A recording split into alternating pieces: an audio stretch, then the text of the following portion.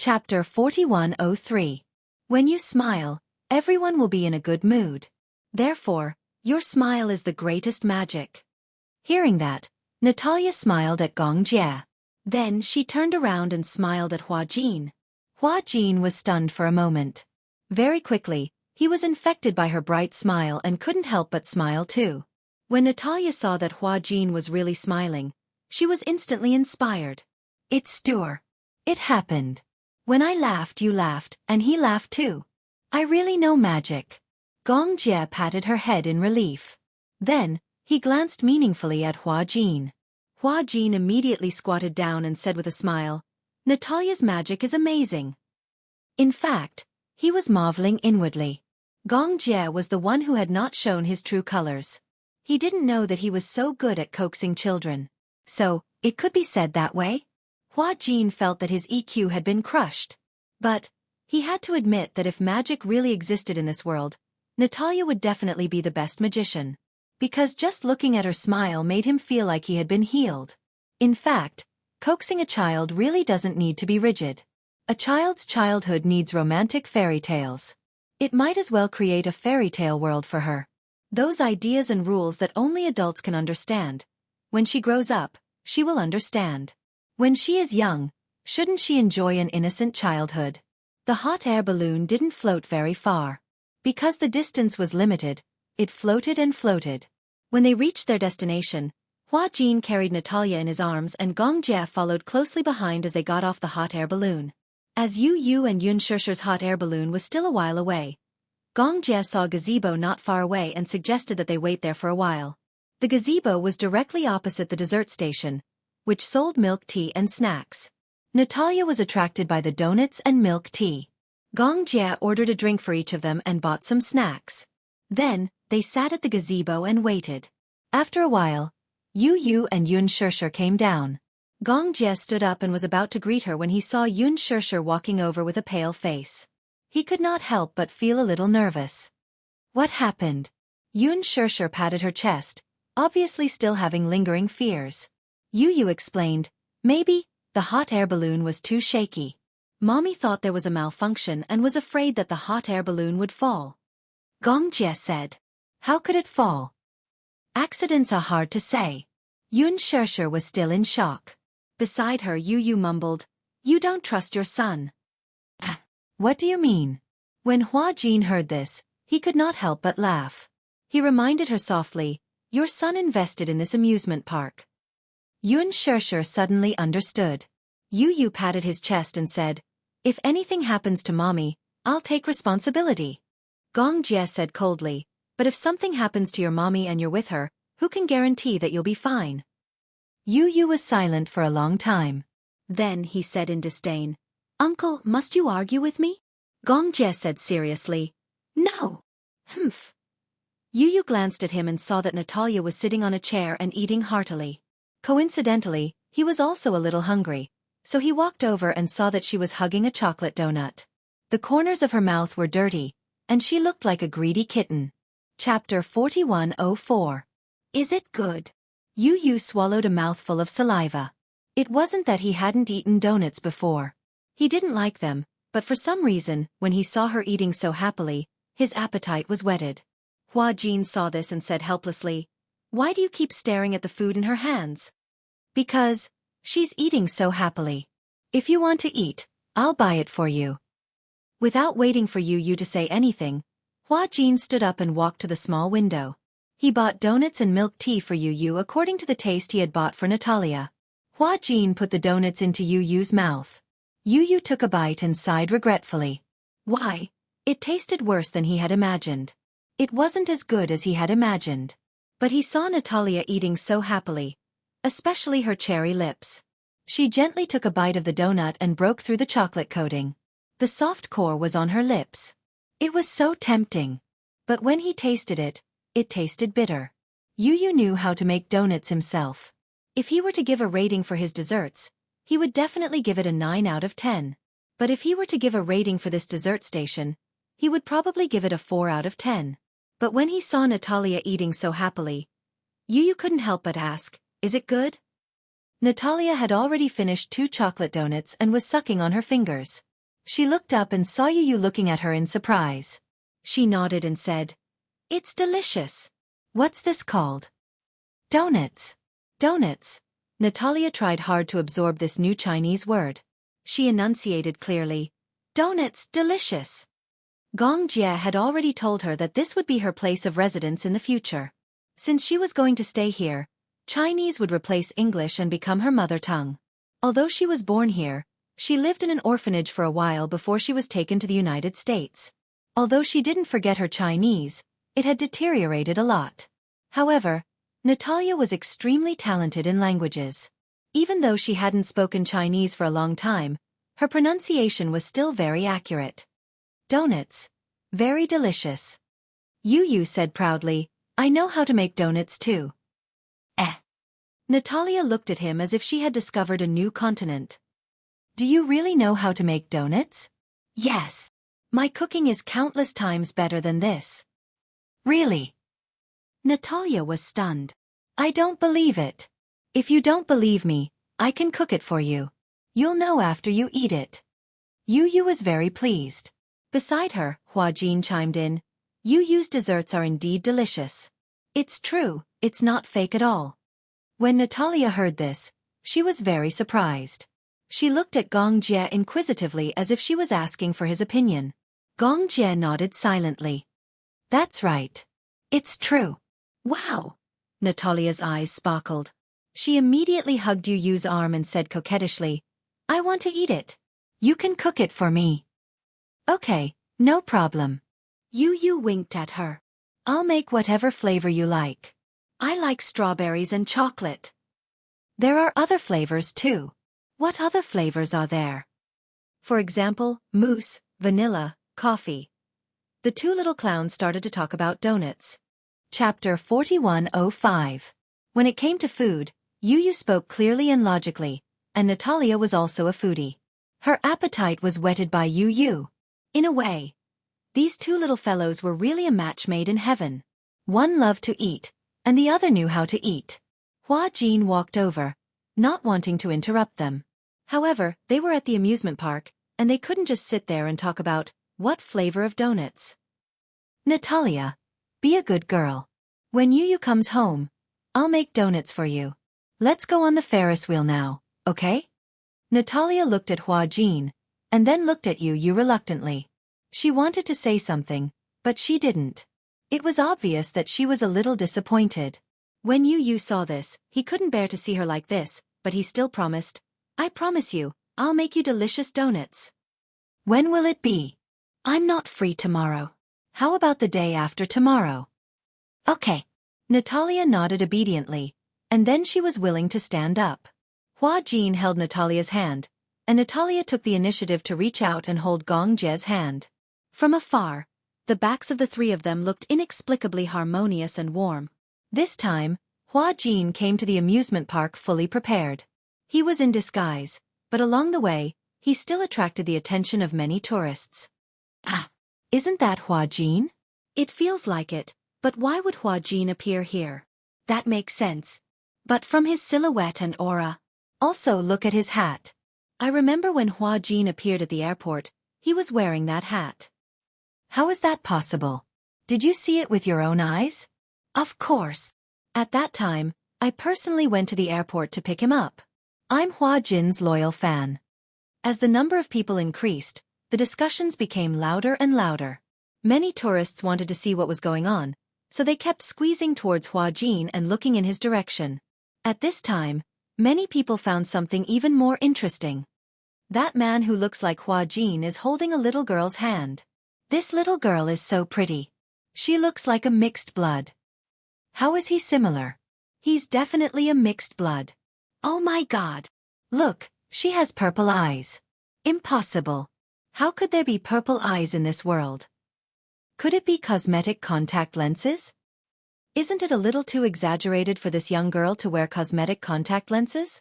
Look at that man. He's the one the little girl is holding. God, he's so handsome. He's even more handsome than Hua Jin. The point is that it's so high. I feel like he's over 1.9 meters tall. You look so aggressive. TSK.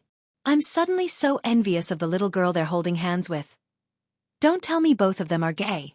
Most good-looking men are gay. Gradually, the discussions became louder and louder. Gong Jie also heard the discussions and glanced sideways. He saw more and more people approaching their direction. Hua Jin became more and more nervous. It would be fine if there was a distance, but in close proximity, no disguise could hide the fact that he was the superstar Hua Jin. What should he do?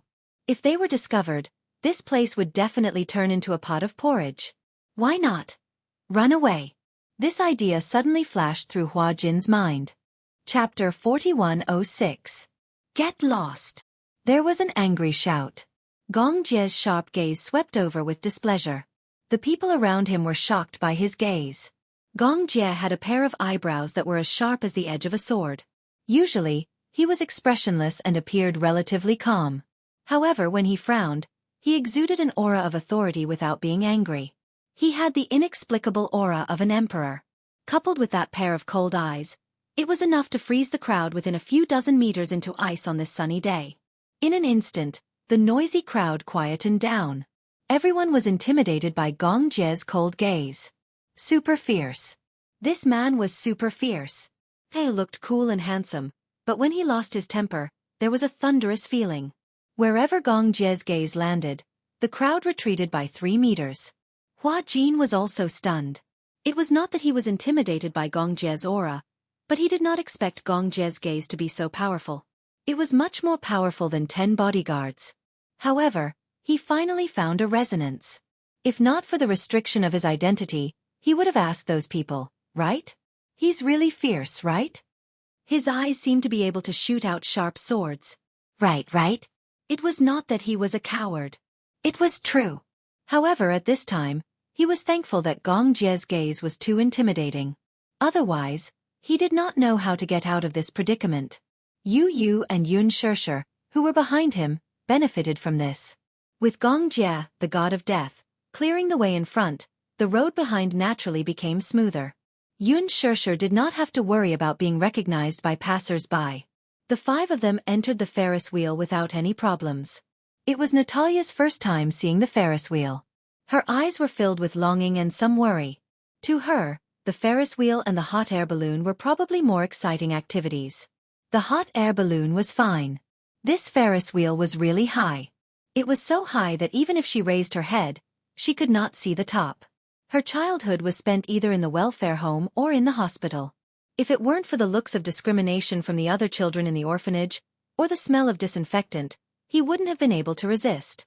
Although her purple eyes were very beautiful, the other children in the orphanage all treated her as an anomaly. They all called her monster or monster. The children were still young and immature. Most of the children felt that only those with black or brown eyes were considered normal. Her purple eyes made her look like a fairy. The children were all afraid of the fairy, so they didn't want to play with her. As a result, Natalia's childhood was very lonely. It was her first time going to an amusement park, let alone a Ferris wheel.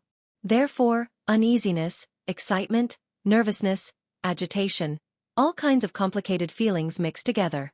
Yu Yu could see the worry on her face and explained, "Don't worry, the Ferris wheel is very safe." So tall. Natalia craned her neck and stared for a long time. Hua Jin asked gently, "Do you want to play?" Natalia nodded. "Yeah, I want to play." "Then let's go together." Natalia nodded contentedly. The car could seat a total of 4 people, so Yun Shishir suggested waiting for them at the rest area. She didn't really like the Ferris wheel. She had only come to the amusement park to accompany Natalia. Chapter 4107. It was Natalia's first time on the Ferris wheel. The Ferris wheel made 2 rounds. When the car reached the highest point of the first round, Natalia could not help but feel nervous. Yu Yu was also nervous. He could not help but recall the time when they were on the Ferris wheel. They had been attacked by assassins and the Ferris wheel had been stopped at a high point. He and Xiao Yichen had been on the brink of death. Therefore, it had left an indelible shadow on the Ferris wheel. However, perhaps because of Gong Jie's presence, Yu Yu felt a little more at ease. For some reason, even though he usually despised Gong Jie, it was only in words. In reality, as long as Gong Jie was around, Yu Yu would feel a great sense of security. The name Gong Jie represented a sense of security. Therefore, when Yu Yu wanted to find an adoptive father for Natalia, the first person he thought of was Gong Jie. This was also the reason why he had considered this. Although it was dangerous, it was also the greatest security. Yun Shesher's idea was really good. After returning from the amusement park, Natalia and Hua Jin's relationship had improved a lot. In addition, before Hua Jin became famous, he had also done a few shows related to children. On Where Are We Going, Daddy? As a substitute father, he had also spent a few episodes with a non-celebrity child. He had some experience in dealing with children and could make Natalia happy. Hua Jin and Natalia's relationship had improved a lot. Logically speaking, Gong Jie should be able to leave in peace. However, Gong Jie was a little reluctant. Therefore, the date of his departure was postponed again and again. Hua Jin repeatedly reminded him and beat around the bush, telling him to focus on his work and that he would take good care of Natalia. In order to take care of Natalia, Hua Jin turned down all the shows that he could. Anyway, Gong Jie had given him a considerable amount of alimony. He did not mind taking a break and taking care of Natalia wholeheartedly. He had even thought about it. After some time, when Natalia and he were closer, he would take her on a trip around the world. Don't be too optimistic. In the end, Gong Jie was reluctant to leave. However, even if he was reluctant to leave, there was nothing he could do. After all, the Hurricane Group's affairs could not be handled without him. Gong Jie had no choice but to leave after being urged again and again by the other party. Before he left, Gong Jie wanted to throw a family reunion for Natalia. What a coincidence. Natalia had been craving Yu Yu's desserts for a long time, so Gong Jie greeted Yu Yu and asked him to make desserts for Natalia. Naturally, the boy agreed to it at once. He even patted his chest and promised that he would make a dessert table for Natalia. Therefore, he set the alarm and decided to get up early the next morning to start work. However, something unexpected happened in the morning. The next morning, he woke up.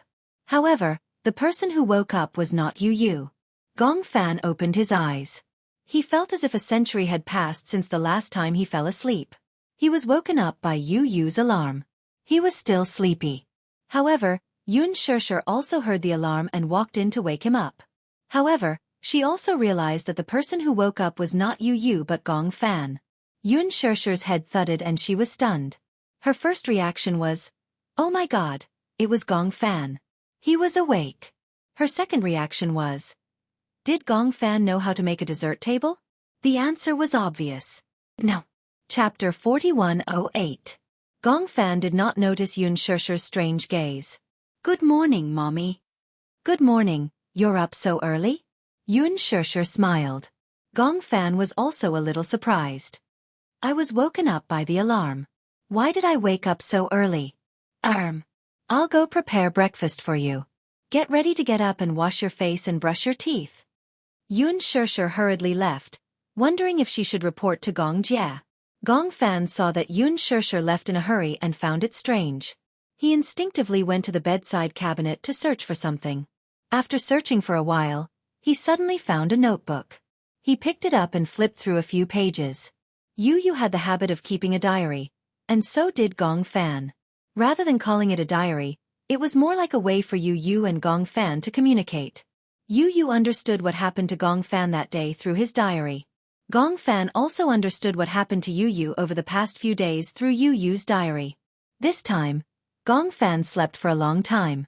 He did not know why, but when he woke up again, it was actually half a month later.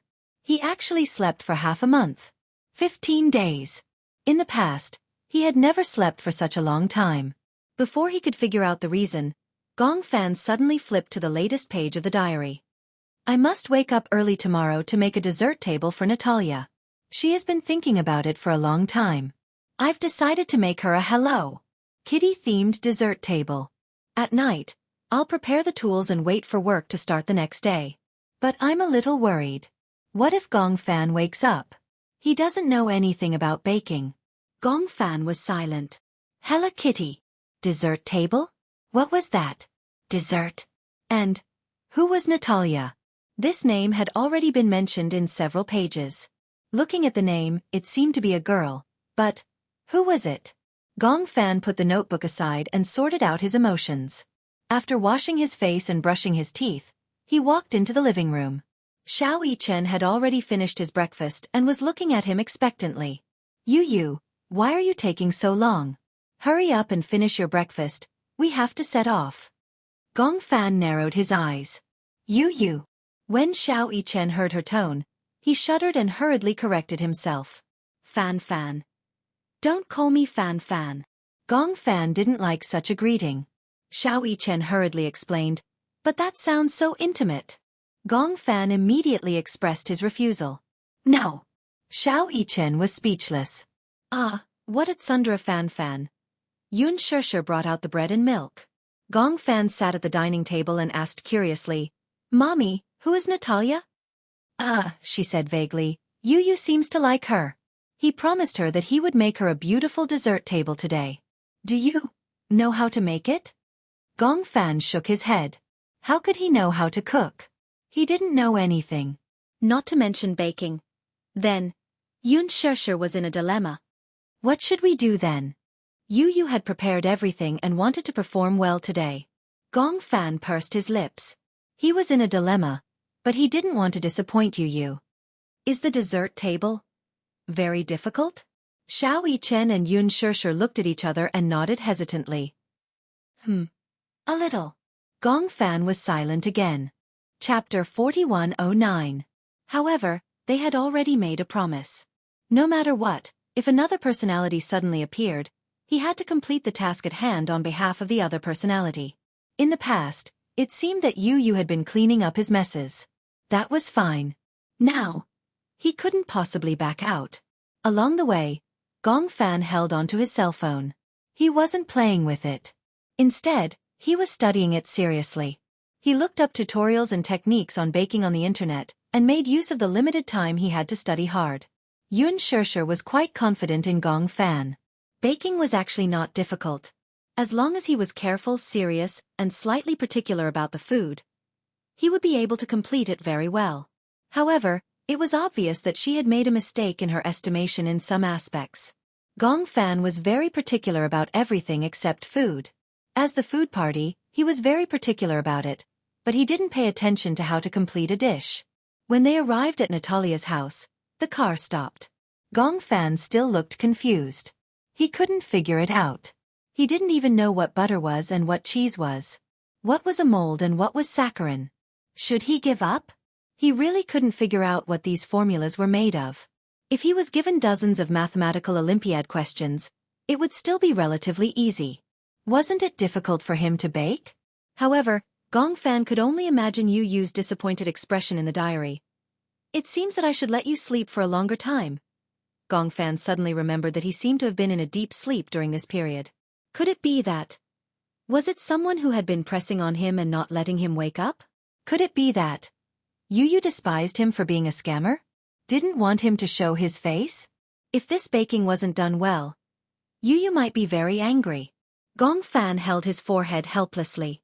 It didn't matter who was angry, but he couldn't be angry at this little ancestor. Hence, when he walked to the kitchen, Gong Fan could only bite the bullet and put on the cartoon-style apron that Hua Jin had bought. He stood in the baking area with a gloomy expression. Oven, mold, cream. All the tools were available. These were all prepared by Yu. It was all for this day to give Natalia a surprise. All right. Surprise. There was surprise but no joy. Gong Fan told himself, don't worry about the adjustment of the formula or the heat. Just roll up your sleeves and do it based on your feelings. He did not believe that even though they were two personalities, Yu could cook so well while he could not. Come at me directly. Gong Fan simply followed his intuition and started to do it. The dessert rack is hello. Kitty was pink in color, so Yu's original idea was to have strawberry-flavored desserts. The dessert counter consisted of multi-layer cakes, cupcakes, shaped biscuits, mousse, pudding, and other small desserts. He tried the donut first. According to the recipe and tutorial, Gong Fan carefully added the softened butter with fine sugar and salt. Wait a minute. Salt. He was stunned for a moment and read the tutorial 3 times to make sure that he was not mistaken. He still felt strange. Aren't donuts supposed to be sweet? Why add salt? Forget it. Gong Fan closed his eyes and began to beat it evenly with the egg beater. His ideal was to make it slightly puffy. In the end, it was directly turned into liquid by him. Liquid failure. Chapter 41:10. He originally thought that everything was difficult at the beginning, but he didn't expect that the next step would definitely be much more difficult than the beginning. Next, the tutorial said to add milk powder. Milk powder. What was milk powder? Gong Fan looked at the circle of packaging bags on the dining table. Most of them were imported ingredients. If it was in English, he could still understand it, but some were in Italian and some were in French. Moreover, even if it was in English, he didn't know what this thing was. Hence, he decided to taste it himself. It was milk powder. It should be easy to identify. He reached his finger into a packaging table and gently tasted it. Oh? What was this? It was astringent, and the powder was a little smooth. There was also an inexplicable bitter taste. It shouldn't be milk powder. Milk powder should be sweet. He tasted another generation. Flour? Gong Fan tried many kinds of powdery things and finally found milk powder. Suddenly, he felt a sense of relief. I finally found you. Fortunately, I didn't give up. He was filled with emotions in his heart, so he wanted to gently shake the milk powder into the mixing bowl. Rustle. Gong Fan was silent. Looking at about half a bowl of milk powder, he was a little confused. It seemed that there was a little too much milk powder. However, the formula didn't seem to say how much milk powder to add. This amount should be just right, right? If there was too much milk powder, then the subsequent ingredients should be slightly more. There shouldn't be a problem. Moreover, he liked milk powder. Gong Fan made up his mind, so he braced himself and continued to do it. He cracked 4 eggs and accidentally broke the eggshell shards into the egg. The shards were mixed into the thick egg liquid and couldn't be picked out no matter how hard he tried. He simply used chopsticks and finally picked out the fragments. He added dry yeast, flour, and butter one after another. He directly kneaded the dough into a ball and threw it into the toaster with a thud. Yun Shirshir, who was passing by the kitchen, heard this strange sound and was a little worried, so she sneaked into the kitchen. Gong Fan was rummaging through the cupboards in search of strawberry-flavored chocolate sauce, so he didn't notice Yun Shirshir sneaking in. The dough was a little big, and the toaster was buzzing. Soon, after 10 minutes, Gong Fan opened the toaster and took out the hot dough with gloves. At that time, the dough had already fermented and was bigger than before. However, why does it feel so hard? It clearly said that the dough would be softer than before when it was taken out of the toaster. Forget it. Gong Fan used his hand to press out the gas inside. In the end, he accidentally cracked the dough. Should I add more water? That wouldn't do. This step wasn't mentioned in the tutorial. He hadn't reached the final step yet. Perhaps this was a normal phenomenon. Yes, its existence was reasonable. Gong Fan left the fermented dough to dry for 10 minutes before he started to fiddle with the strawberry chocolate sauce. The strawberry chocolate sauce was ready-made, so all he had to do was mix it according to the right ratio. Chapter 41:11. Why did it feel like something that Yu did with such ease had become a stumbling block when it came to him? Baking was so difficult. Gong Fan felt that his head was about to become twice as big. He braced himself and started to roll the dough. In the end, he was so busy that he finally used the mold to cut the donuts into circles. He spread the strawberry jam evenly on the donuts and walked to the pan of oil. Yun Shirshir did not want to disturb his great undertaking at first, but when she saw that he was about to put the donuts with strawberry jam into the pan, she wanted to stop him. Splash! Crackle! Oil splattered everywhere.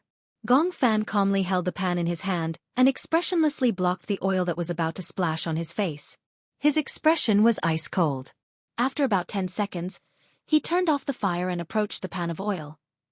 Only then did he realize that there was something charred on the surface of the oil. He did not know that applying the strawberry jam was a step that could only be done after the oil was out of the pan. If he put the strawberry jam into the pan of oil, it would be charred. He looked at the 2 black balls of donuts, and the veins on his forehead throbbed. Gong Fan carefully scooped up the 2 balls of donuts. Looking at the 2 balls of donuts, he could not help but feel a little worried. What was this? He had been busy for a long time, and these 2 donuts were actually charred. Gong Fan's eyelids twitched violently. The resentment in his heart towards the donuts gradually rose. No.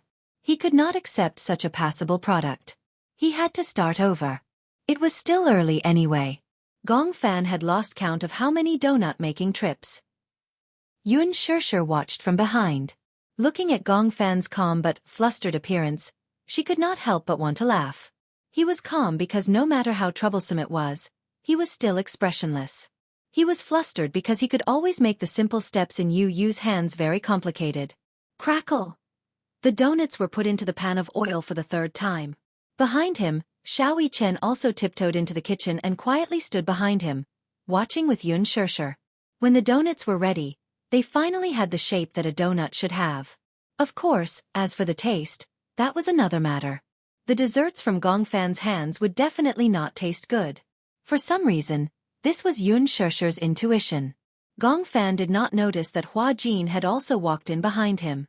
The three of them stared at him with their mouths agape as he made desserts. Tragic. How tragic. It was extremely tragic. Could it be any more tragic? Hua Jin looked at the trash can. There were several black pancakes, and his heart ached. At the same time, there was some drumming. She wondered how palatable the donut that Gong Fan had made would be. Could it be food poisoning? Why don't I let little Yichen test the poison first and see if it's edible?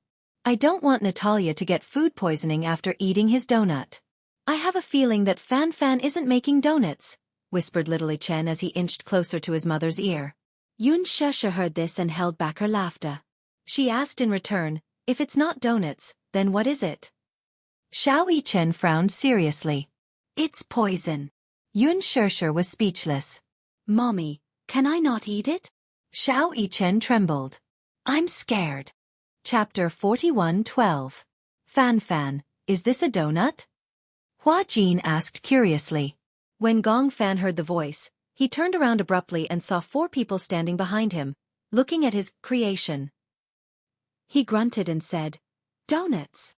Hua Jin, on the other hand, was wondering if this thing could be eaten. Would it look a little scary? Perhaps it would be able to cope with it after eating it. Hence, he instructed Xiao Yichen, go and try it. What do you think of the taste? Xiao Yichen was shocked. He didn't expect Hua Jin to push him into the fire pit. Why didn't he try it himself? He was obviously asking him to test the poison. Xiao Yichen pouted, obviously unhappy. He asked in return, why don't you try it? Xiao Fan's desserts must be delicious. As Hua Jin spoke, he glanced at him from the corner of his eye. Why? Do you think Fan Fan's desserts taste bad? Gong Fan couldn't be bothered with how Hua Jin addressed him. Instead, he glared at Xiao Yichen and snorted. Why? Do you think it tastes bad?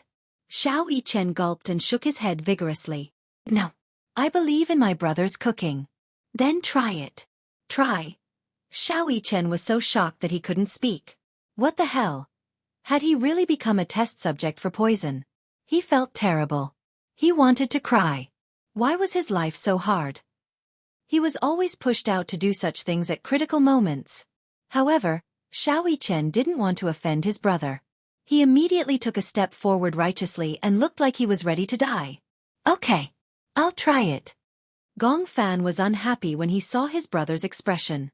He looked like he was about to jump into the fire pit. You don't seem willing.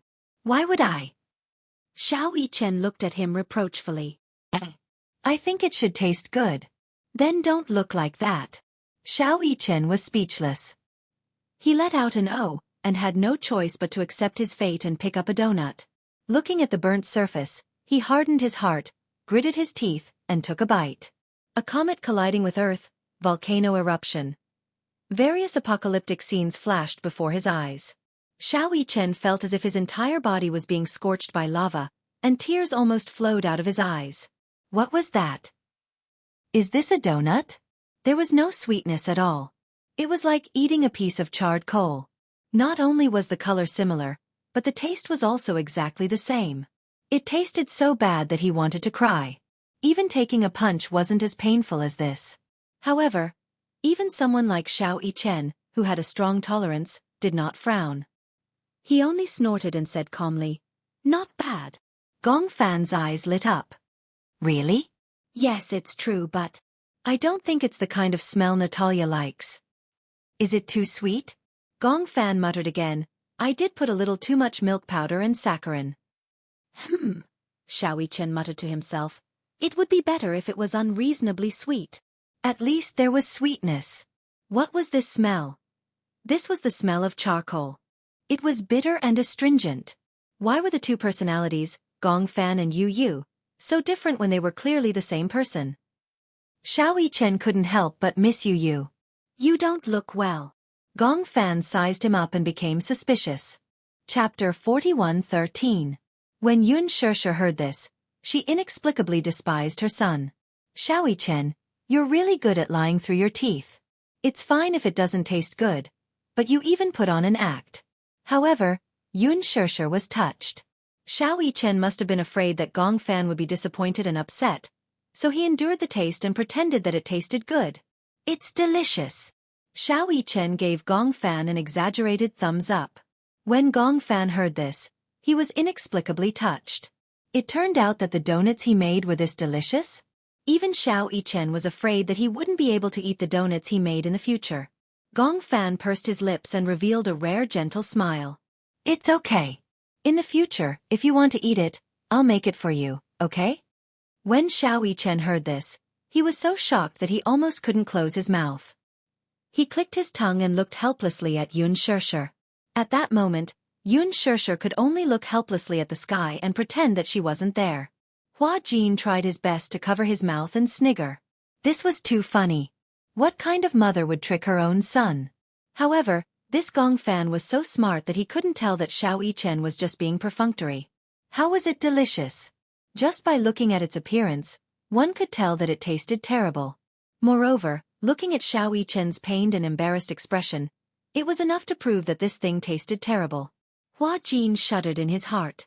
He was deeply in awe of Gong Fan's culinary skills. Gong Jie glanced at Xiao Chen and then at Hua Jin and winked. Hua Jin carefully leaned over and discussed with him. Why don't we explain the situation to Natalia and forget about the dessert table? If we really let Natalia eat this, she'll definitely be poisoned. It was rare that Gong Jie agreed with her. Yes. With that, he raised his head and said to Gong Fan, Xiao Fan, you don't have to make desserts. When Gong Fan heard this, he was puzzled. Why? Because. Gong Jie frowned and made up a lie. Natalia has a cold. She shouldn't eat anything too sweet. How about this? When Gong Fan heard this, he raised his eyebrows and complained, I've worked so hard for so long and finally made the donuts. You're telling me that she has a cold and doesn't want to eat them.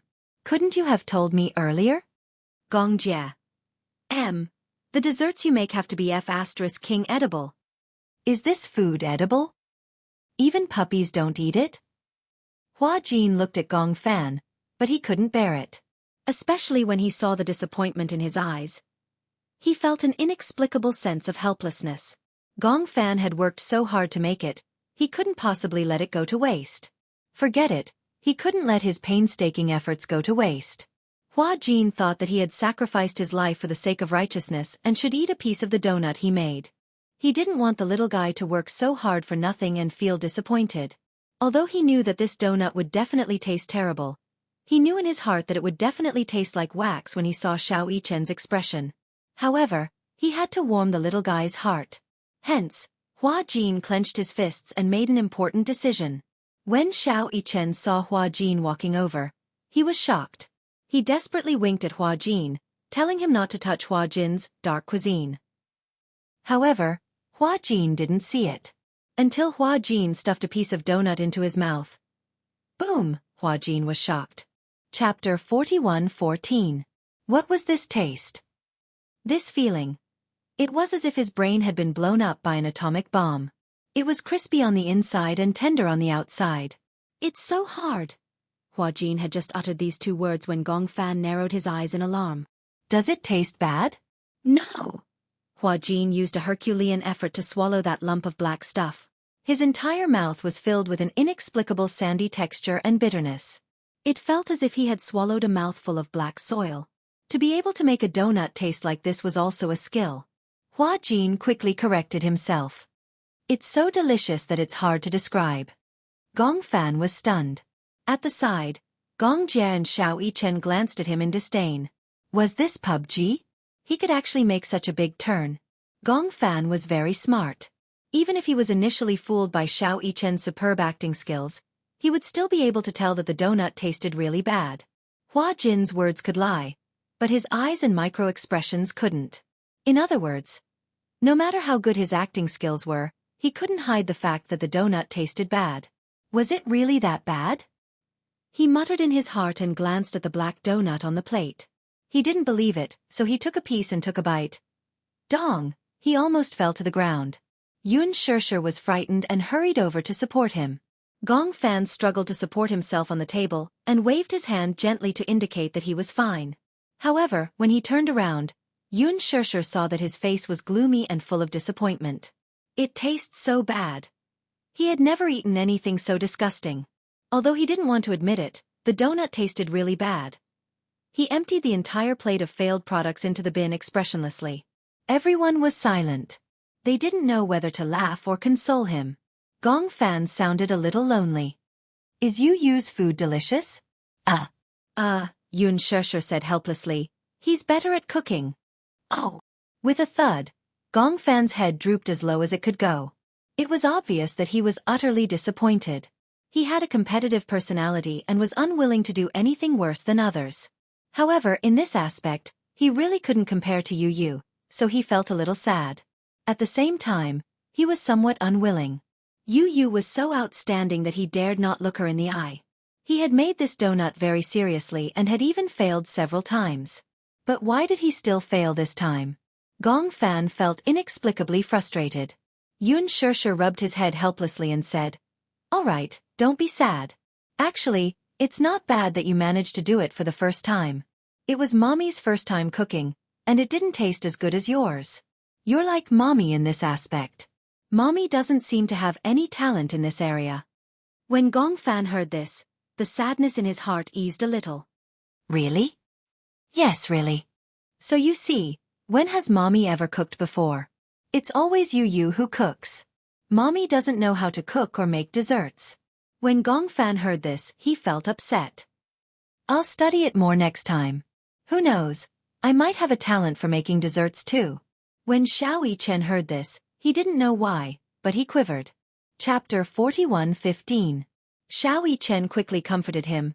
Actually, you don't have to. Look, if you're not good at cooking, you don't have to try it. Gong Fan was a little suspicious when he heard this. Why? Do you think I don't have talent in this area? Yes. However, Xiao Yichen did not dare to say it out loud. He only said vaguely, I think you're better than Yu Yu in many aspects. For example? For example, didn't you come up with the Deva Eye project? I heard from my uncle that although the idea of the Deva Eye project is shocking, if it succeeds, Hurricane will control the global market. When Gong Fan heard this, he did not know why, but there was a hint of loneliness in his eyes. The so-called Deva Eye project is actually built on Yu Yu's blueprints. Without his blueprints, even if I came up with this project, it would be a pipe dream. Xiao Yichen was speechless. But you're very good at business. But Yu Yu's business philosophy is not worse than mine. Xiao Yichen was even more speechless. Gong Fan pursed his lips and said calmly, All of you get out. I'll try again. Even if I don't make it into a dessert table, I'll make it into a donut. He did not want to disappoint Yu Yu. He did not want him to think that he was useless. No matter what, he still wanted to give it a try. When Hua Jin and Gong Jie heard this, they looked at each other. Yun Shishir smiled faintly and said, If he wants to make it himself, why don't we let him try again? No matter what this child does, he always wants to finish what he started. Although she knew that cooking was also a matter of talent. She did not know how to cook and Mu Yaja was not very good at it either. However, Yu Yu was a natural at cooking. She could only say that he was very talented in cooking and had a keen sense of smell when it came to food. This was something that they could not achieve. Whether it was genetic mutation or Yu Yu's unique talent, cooking depended on one's intuition. Some people, even if they had never learned how to cook, could make anything taste good. Yu Yu could even create many dishes that could not be found in restaurants all over the world. The four of them left the kitchen quietly. Gong Fan looked at the kitchen counter silently. In the end, he took a deep breath, rolled up his sleeves, and started from scratch. At the door, Natalia secretly pushed the door open and peeked through the gap. She saw a slender figure standing in front of the kitchen counter. She looked around and saw that he was the only one in the huge kitchen, so she tiptoed in. She quietly stood behind Gong Fan and quietly watched him stir the egg. Gong Fan was so focused on what he was doing that he did not realize that there was someone standing behind him. Natalia's footsteps were very light. No matter how sharp Gong Fan was, he did not notice her appearance for a moment. Until Natalia looked at the dessert that he hadn't finished making and asked curiously, "Did the dessert table fail today?" Gong Fan was shocked. He did not realize that there was someone beside him. He turned his head abruptly and saw that it was Natalia. He was a little surprised. You are." Natalia opened her eyes and blinked slightly. There was some confusion in her gaze. "You forgot about me?" Gong Fan frowned and pondered for a moment. He quickly guessed her identity. Natalia. Chapter 41:16. Gong Fan took a deep look at Natalia. He was deeply attracted by her purple eyes. He had never seen purple eyes before. It was breathtakingly beautiful. Gong Fan couldn't help but fall into a daze and couldn't react for a moment. Natalia was also stunned. She immediately recognized that although the child in front of her had Yu's body, he wasn't Yu. She seemed to have heard that Yu had dual personality. Natalia carefully observed Gong Fan's somewhat unfamiliar expression and pouted slightly. "You're him, right?" Gong Fan was stunned and didn't understand what she meant. Natalia reminded him, "What's your name?" Gong Fan? Gong Fan was shocked. "How do you know my name?" Natalia revealed a smug expression. "I heard Auntie Alice mention you before. One is Gong Fan, the other is Yu. Gong Fan saw that there was nowhere to hide his identity, so he said calmly, "Yes, it's me. I see." Natalia turned around with her back facing him. She closed her eyes and decided to tell him her secret. "Actually, I'm the same as you." Gong Fan was stunned for a moment and quickly understood what she meant. "You're also..." "Yes. I have an older sister who looks exactly like me. Her name is Natalia Lisa. However, I've always been very afraid of her." "Why?" "She's very bad." Natalia furrowed her brows, her expression solemn. "She will hurt me and others. So, I'm very afraid of her. However, it's as if she lives in my body. I can't chase her away no matter how hard I try." When Gong Fan heard this, he opened his mouth and wanted to say something, but he hesitated. He actually wanted to ask, between Natalia and Natalia, who was the main personality and who was the second personality. However, he opened his mouth and hesitated. In the end, he didn't say anything. "Sometimes, I'll see her in my dreams. She'll stand there and smile coldly at me. I'll feel afraid but I can't move. At this time, I'll wake up covered in cold sweat." Gong Fan listened seriously. He was the only one who could fit into her world, because he understood the world of dual personalities. Natalia turned around with her hands behind her back. She was wearing a dress and looked as cute as a doll. "However, sometimes, I would fall asleep. Once I fall asleep, it would always be for a very long time. My consciousness is clearly very happy, but my eyes are closed. No matter how hard I try, I can't open my eyes." Gong Fan also had such a resonance. "I do that sometimes too. I'll sleep for a long time. No matter how hard I try to open my eyes, all I see is darkness." Natalia's voice suddenly turned cold. "It feels like I'm dead." Gong Fan's body stiffened.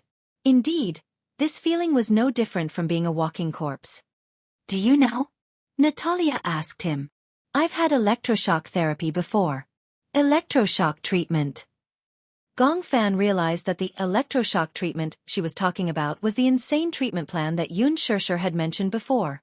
It used electric shocks to inflict pain on people. "I know that Romanka wants to chase Natalia Lisa out of my body, but Natalia always hides in my body. I can only bear the pain." Chapter 41:17. Gong Fan was silent for a while before he suddenly asked curiously, "Have you heard of the Land of Death?" Natalia turned around, her eyes glinting. "Are you referring to the Land of Exile?"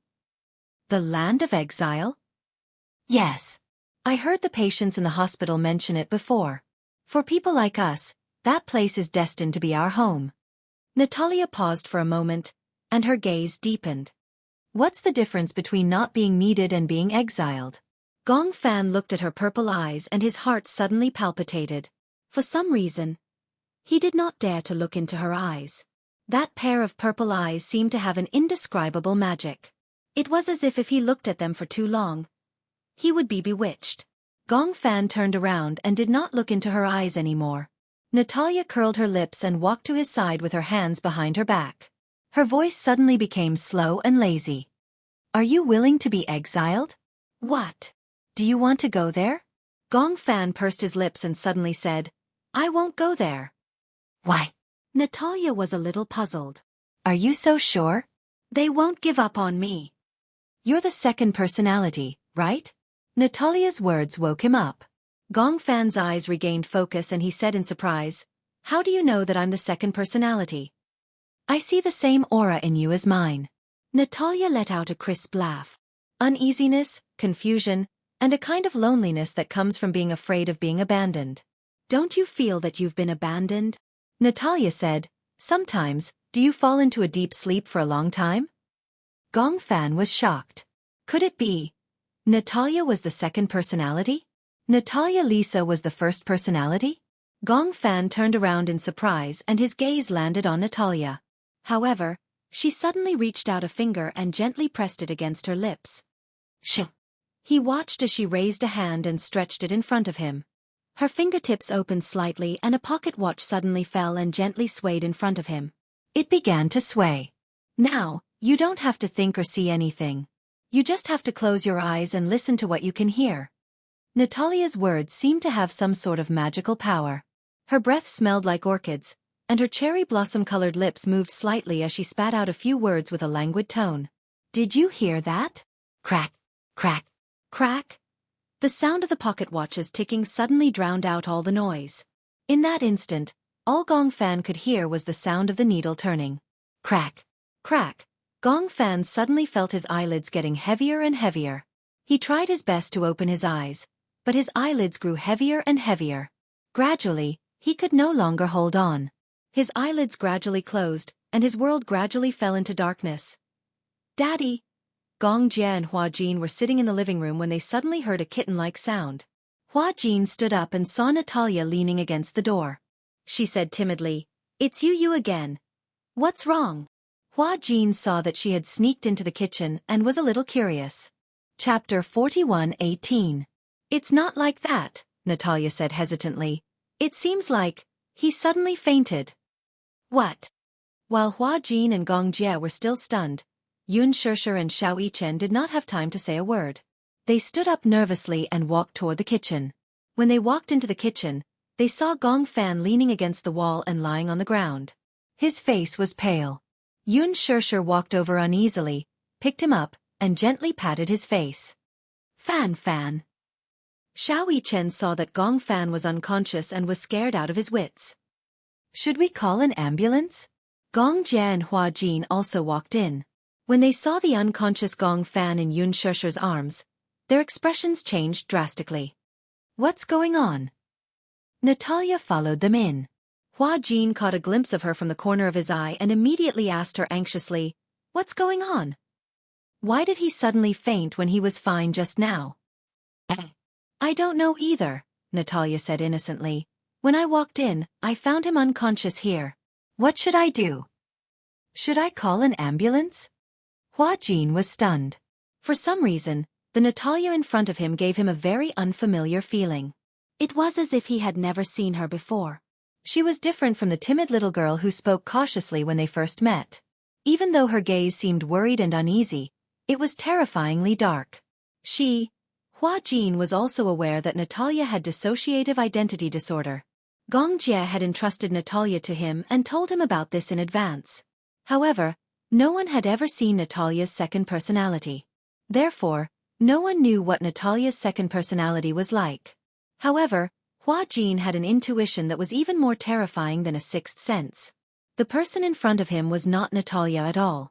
However, his guess seemed to have no evidence. Perhaps it was just his imagination running wild. Hua Jin's attention was still completely focused on Gong Fan. Xiao Yichen was about to take out his phone to call the ambulance when Yun Shishir noticed Gong Fan's eyelids twitching. she called out in delight. Fan? Gong Fan hummed softly and finally opened his eyes. Seeing that he was awake, Yun Shusher finally heaved a sigh of relief and relaxed her brows. Are you feeling unwell? Gong Fan was still in a daze. His vision gradually overlapped and regained focus. Only then did he see the person in front of him clearly. He called out softly, Mommy! She sounded so weak that anyone who heard it couldn't help but feel sorry for her. Yun Shusher said worriedly, You suddenly fainted. What happened? Are you feeling unwell? Gong Fan looked around. When he heard Yun Shusher say that he had fainted, he was a little surprised. Did I faint just now? Yun Shusher said. You gave us a fright. Gong Fan was also a little confused. He had no impression of what had happened just now. He only remembered that when he was still making desserts, he suddenly felt dizzy and fainted instantly. I don't know what happened either. Gong Fan supported his body gently and held his forehead. Probably, I didn't sleep well last night. He didn't know how to explain it and could only make up a random reason to stop Yun Shusher from worrying. Chapter 41:19. Didn't sleep well? Even if she didn't sleep well, she wouldn't have fainted. However, no one knew what had happened to him. The doctor couldn't find anything even if they went to the hospital. Ever since Yu returned, Yun Shusher knew that Yu had been trying to get along with Yu peacefully. However, just as Alice said, with two personalities coexisting, Yu would not be able to hold on any longer. Yun Shusher didn't know what he meant by not being able to hold on. However, seeing Gong Fan suddenly faint, it was hard for her not to link the two together. If you're tired, go back to your room and rest for a while, okay? Gong Fan nodded gently, but he was a little reluctant. Will I fall asleep and sleep for a few days? Yun Shusher understood what he meant. He was worried that if he fell asleep, the next time he woke up might be a few days later. Yun Shusher's heart ached for him, so she comforted him gently. Then, Mommy will stay with you, okay? Just lie on the bed. Mommy won't leave, okay? Gong Fan nodded his head lightly. Yun Shusher carried Gong Fan and stood up. Gong Fan had grown taller and heavier, so it wasn't as easy to carry him as before. Xiao Yichen supported him a little. With the man in her arms, Yun Shusher turned around and said guiltily, I'm sorry, Natalia. Today, he's not feeling well. We'll talk about the dessert counter later, but since he promised to cook for you, he'll definitely keep his promise. But today, Natalia was stunned and hurriedly said, It's okay. If he's not feeling well, he can lie on the bed for a while. Okay. Yun Shusher carried Gong Fan to the bedroom. Hua Jin said, I'll go get 2 cups of hot water and send them to the room. Gong Jie nodded. Go ahead. In the bedroom, Yun Shusher gently placed Gong Fan on the bed and covered him with the blanket. Just as she was about to get up to draw the curtains, Gong Fan thought that she was going to leave and nervously tugged at her clothes. When Yun Shusher saw this, she laughed involuntarily and said softly, Mommy is going to draw the curtains. Don't leave, okay? Only then did Gong Fan release his fingers in relief. Yun Shusher drew the curtains and immediately returned to the bedside. When she saw Gong Fan's gaze on her, she knew that he was afraid that she would accidentally fall asleep, so she secretly left. She was clear in her heart. Gong Fan's dependence on her was even greater than Yu's on her. She took off her coat and crawled under the blankets. Hugging him, she coaxed, You don't believe Mommy's words? Of course. Mommy said I won't leave and will stay here with you. I feel like you don't believe me. Gong Fan bit his lips and did not say anything. Yun Shusher gently pinched the tip of his nose and said helplessly, Mommy doesn't mean to blame you. I just feel that if you're tired, you can close your eyes and sleep peacefully. If you don't want to sleep, you can close your eyes. Mommy will accompany you. Mommy. Yes. I want to hear you sing. Gong Fan paused and immediately said, It's okay if you don't sing. Talk to me. When Yun Shusher heard this, she asked, What song do you want to listen to? Anything is fine. He didn't know why, but all of a sudden, he was extremely tired. He really wanted to sleep, but he couldn't sleep well. If he listened to her voice, it would probably be better. That was what he thought. Chapter 41:20. Outside the door, Xiao Yichen stood at the door. Through the gap, he saw Yun Shusher hugging Gong Fan in the bedroom. He frowned and turned around with a grave expression. Hua Jin stood behind him with 2 glasses of water in his hands. He lowered his voice and asked, "How is he? Has he fallen asleep?" Xiao Yichen shook his head. "I can't see clearly, but Mommy is coaxing him to sleep." Then, Hua Jin looked at the 2 glasses of water in his hands. "Should I bring this in?" "Don't. We don't want to disturb little brother." "Okay."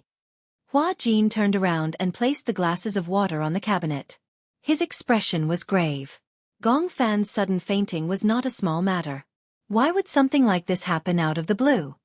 Has he been like this in the past? Hua Jin couldn't help but ask. Little Yichen shook his head. "No, I don't."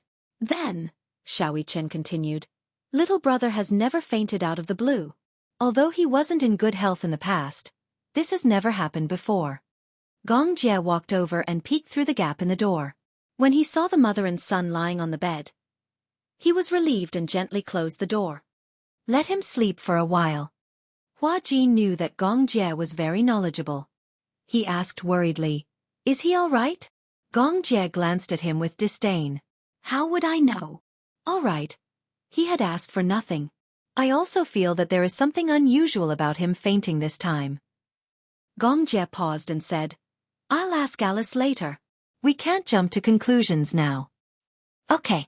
After Gong Jie and Xiao Yichen walked away, Hua Jin turned around and suddenly saw a slender figure standing at the door of another room not far away. He focused his gaze and saw that it was Natalia. He saw her leaning against the door and secretly looking over.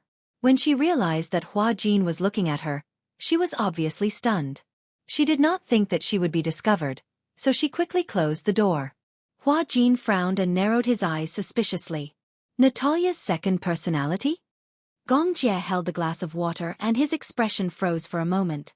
"I have never seen it before. I feel that Natalia is a little strange today. Also, didn't you say that she has a split personality? I don't think I've seen her second personality." Gong Jie became suspicious when he heard that. "Now that you mention it, I did forget that she has dual personality disorder. Gong Fan is Yu Yu's second personality. Yu Yu is the main personality, and Gong Fan is the second personality. If Natalia is the main personality, what is the name of the second personality? You're still here now. After you leave, if her second personality appears, a completely unfamiliar personality, I won't be able to handle it." Gong Jie raised his eyebrows. "Are you that reliant on me?" Hua Jin felt extremely awkward when he heard such ambiguous words. "Don't misinterpret my meaning." Gong Jie said, "Who is the one misinterpreting whose meaning?" Hua Jin was speechless again. This man always seemed to have the ability to twist the truth. Xiao Yichen understood what Hua Jin meant. "You're worried that Natalia's second personality is not a good person? You've never seen Natalia's second personality, right?" Chapter 41:21. Hua Jin said this because he felt that Natalia was too strange today. Gong Fan had been fine in the kitchen, but after she walked in, he fainted for no reason. What was even more frightening was that he inadvertently caught a glimpse of Natalia's face as she looked at Gong Fan. There was an indescribable coldness.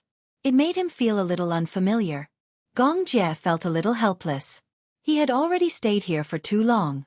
If he delayed any longer, he was afraid that Hurricane would become a pot of porridge. Hua Jin saw the hesitation on his face and immediately said, "Actually, it's okay if you don't stay. I'll try my best to deal with it. I'll send someone to take good care of her. If there's anything unusual, just tell me directly." Hua Jin nodded. "Okay, got it." Yun Shishir was originally accompanying Gong Fan to sleep. She hummed softly and unknowingly. Little Munchkin in her arms couldn't resist the sleepiness and fell into a deep sleep. Seeing that he had fallen asleep, she wanted to get up, but she was worried that Gong Fan would be sad and disappointed when he woke up and didn't see her by his side. Hence, she decided to sleep with him.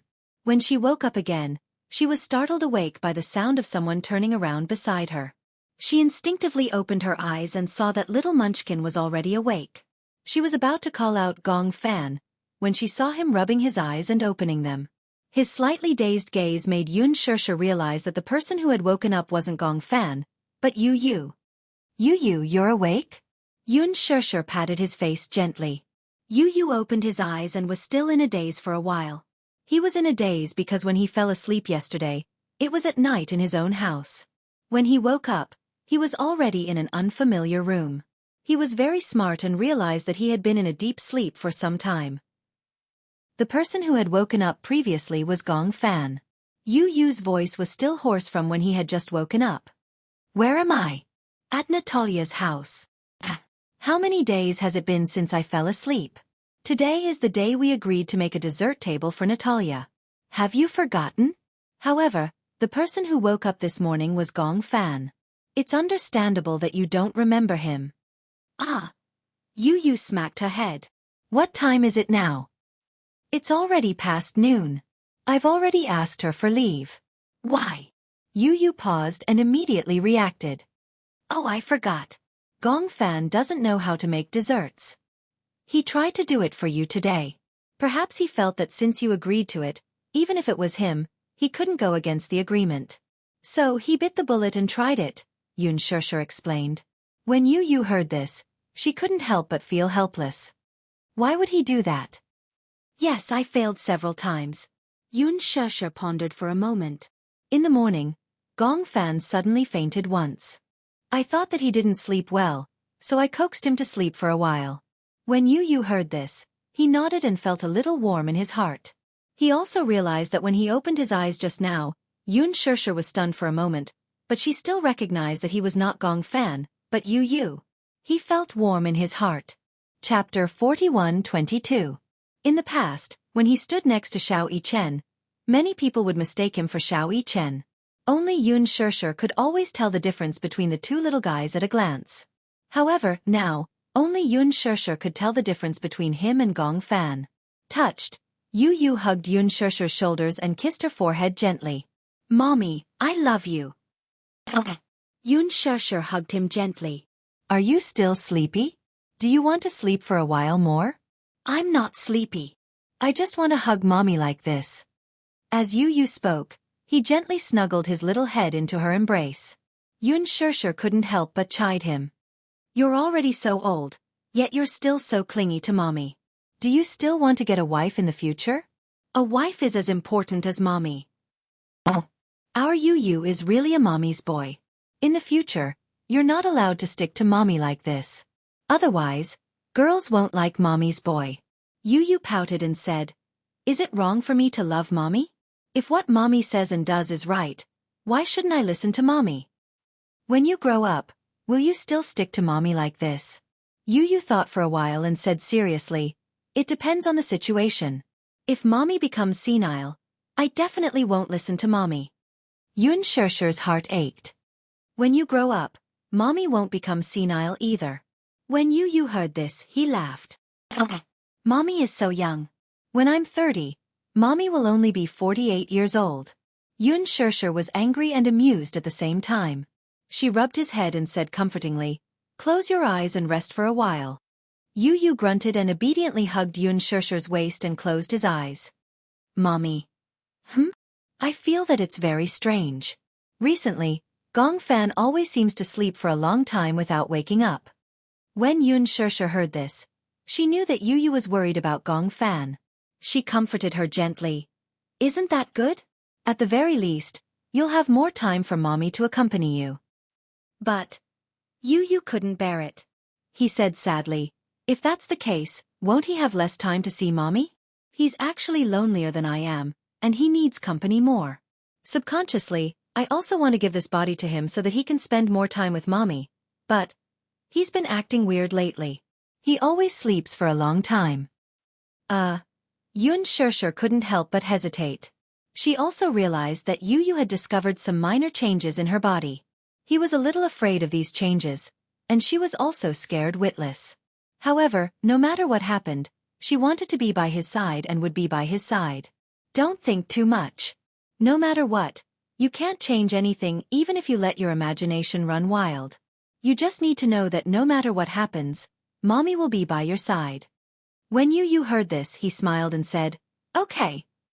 Yu Yu hugged Yun Shusher and stayed in bed for a while. He only got up when he was no longer sleepy. At that moment, Hua Jin had already reheated the food. At noon, except for the two of them, everyone else had eaten. It was only then that Yun Shirsher realized that it was already 2 in the afternoon, but she didn't feel hungry at all. Chapter 41:23. Seeing that Yun Shirsher was asking about Natalia, Hua Jin replied, "Yeah, Natalia is taking an afternoon nap. Kids don't have energy if they don't take an afternoon nap." Yu looked at Yun Shirsher and then at Hua Jin. Seeing that the two of them had different expressions, she didn't know what they were thinking about. Hua Jin sized up Yu and carefully probed, "You are." "Idiot, I'm Yu." Yu rolled her eyes adorably. "Can't you recognize me?" Hua Jin answered honestly, I really can't recognize you." "Ha." Yu glanced in the direction of the bedroom, pursed his lips and said, "That guy must have made a mess in the kitchen, right?" Everyone could tell that the clumsy guy he was referring to was Gong Fan. When Hua Jin heard this, he immediately said, "I've already tidied up the kitchen. But Natalia seems very disappointed that she didn't get to eat dessert." "It's okay." Yu moved her wrists and smiled at Hua Jin. "I'll get the dessert table ready right away. You don't have to force yourself. Since I've promised, I have to do it. Besides, it's okay. I'm not that clumsy guy." With that, Yu walked into the kitchen. Yun Shirsher said to Gong Jia and Hua Jin, "I'll go and help him." Hua Jin couldn't help but tease her. I feel that you might not be helping him. You might even cause trouble." When Yun Shirsher heard this, she was instantly unhappy. "Are you looking down on me?" Gong Jia couldn't help but say, "Sis, don't go and cause trouble. Everyone knows that you'll cause more trouble than help when you enter the kitchen." Yun Shirsher's face turned red. She was angry and embarrassed. All right. She could only sit down on the sofa obediently. In the afternoon, when it was almost evening, Yu gently placed the last decorative flower on the cake in the kitchen. With that, the dessert counter was successfully completed. Coincidentally, Natalia had just woken up from her afternoon nap. As soon as she walked out of her room, she smelled a sweet fragrance. She couldn't help but follow the aroma to the dining room, only to find that there was a huge dessert table by the dining table.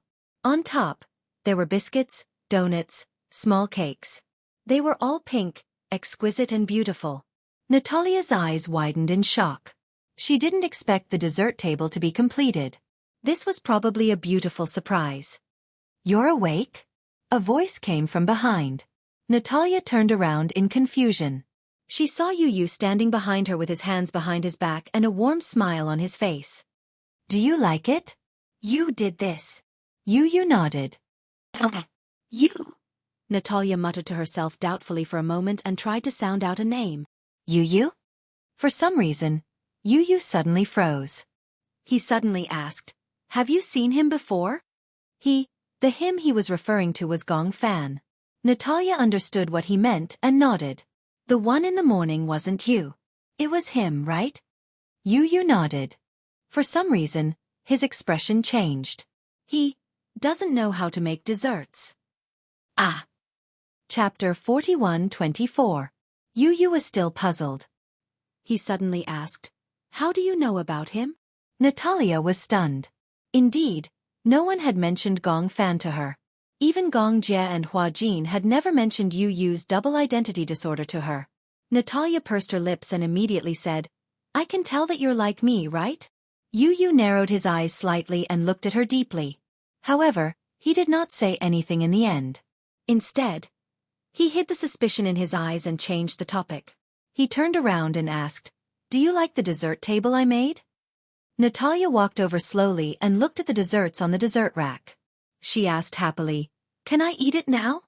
"This is a gift I made for you. It depends on whether you're willing to try it." Yu was a gentleman. His every word and action were like that of a noble son who had been educated in etiquette. Natalia said sweetly, "Of course. I love desserts the most." As she spoke, she carefully picked up a donut and couldn't wait to put it into her mouth. Yu looked at her quietly. There was no trace of emotion on his face. It was as if he was only concerned about whether she liked the dessert he made. "Is it good?" "Yes." "Is it as good as the one you ate at the amusement park last time?" Natalia said, "This must be the best dessert I've ever had in the world. There's no other dessert like it." She asked curiously, Have you learned how to bake before? No. I read books and tried to make it myself. So good. Natalia blushed again and said, if I want to eat it again in the future, will you still be willing to make it for me? Of course. If you want to eat it, I can make it any time. Okay, then it's a deal. Natalia smiled and took a bite of the donut. She wanted to try all the desserts on the dessert rack before she stopped. Yu looked at her without a trace. His gaze fell on her face, but there was no change in his expression. After dinner, Yu and Yun Shirshir went home. As for the Gong Jie, it was the evening schedule. After dinner, he gave a few instructions to Hua Jin and left. Before they left, Natalia was still reluctant to leave. She hugged him and refused to leave. Hua Jin stood by the side and watched. Gong Jie naturally couldn't bear to part with her, so she coaxed her gently and promised that she would come back as soon as possible. Only then did Natalia let go of her hand and let her go. Even after Gong Jie had left for a long time, Natalia was still standing by the window. Under the cold moonlight, the side of her face seemed to be covered with a layer of silver. After finishing a glass of champagne, Hua Jin finally stood up and walked to Natalia's side. All of a sudden, he reached out and gently closed the window. Natalia looked up at him in surprise. Hua Jin said slowly, "It's getting cold. The wind is too strong. Don't catch a cold." Natalia couldn't hide the disappointment in her eyes. She turned around and walked back to her room dejectedly. Hua Jin looked at her back in silence. Finally, he couldn't suppress the suspicion in his heart. He took a deep breath and suddenly spoke. "Who are you?" His voice was very soft. Even if a needle fell to the ground, it would be able to drown out his voice. However, Natalia heard it very clearly. Her back stiffened. Chapter 41-25. Who am I? Natalia was obviously amused by his question. She turned around gracefully, her skirt fluttering in a beautiful arc. She smiled with her hands behind her back, as cute as a doll. "I'm Natalia. You know my name." Hua Jin took a step closer to her and asked seriously again, "Who are you?" Natalia was not stunned, nor did she find his question strange. Instead, she sized him up with a smile. She suddenly took a step closer to him. "You're so interesting." Hua Jin pursed his lips. Now, there were only two people in front of him. There was no one else. Hua Jin voiced all the doubts in his heart. "You don't seem to be Natalia." Natalia smiled but did not say anything. "Oh, why?" "You're deliberately imitating her, but you can't imitate her temperament. Natalia is very elegant and polite, but she doesn't like to talk. She's afraid of strangers, but she's very careful. You, on the other hand, don't fit in with her at all." Although Hua Jin had only spent a few days with Natalia, he knew that she was too simple-minded. She was as simple as a piece of unpolished jade without any decorations. Simple and easy to understand. So much so that after spending a few days with her, Hua Jin naturally understood her habits and personality characteristics. Moreover, he was a very sensitive person. Therefore, he could easily tell that the person in front of him was not Natalia. "I heard that Natalia has two personalities," Hua Jin said seriously. "One is called Natalia, but the other one, no one knows until now. So who are you?" Natalia looked at him with a smile and did not answer directly. Instead, she said lightly, "Natalia has two personalities. One is called Natalia." She walked softly to the window. She did not look at Hua Jin. Instead, she looked at the fog on the window and looked at the bright moon through the window. The moon was as bright as frost. Pouring into the windowsill, there was an inexplicable sense of coldness. She gently placed her hands on the window and lowered her eyes. The moonlight flowed down along her eyelashes. There was an indescribable elegance, but at the same time, indifference. Natalia doesn't like to talk. She's timid and afraid of strangers, but she draws very well. She likes to sing and listen to other people sing.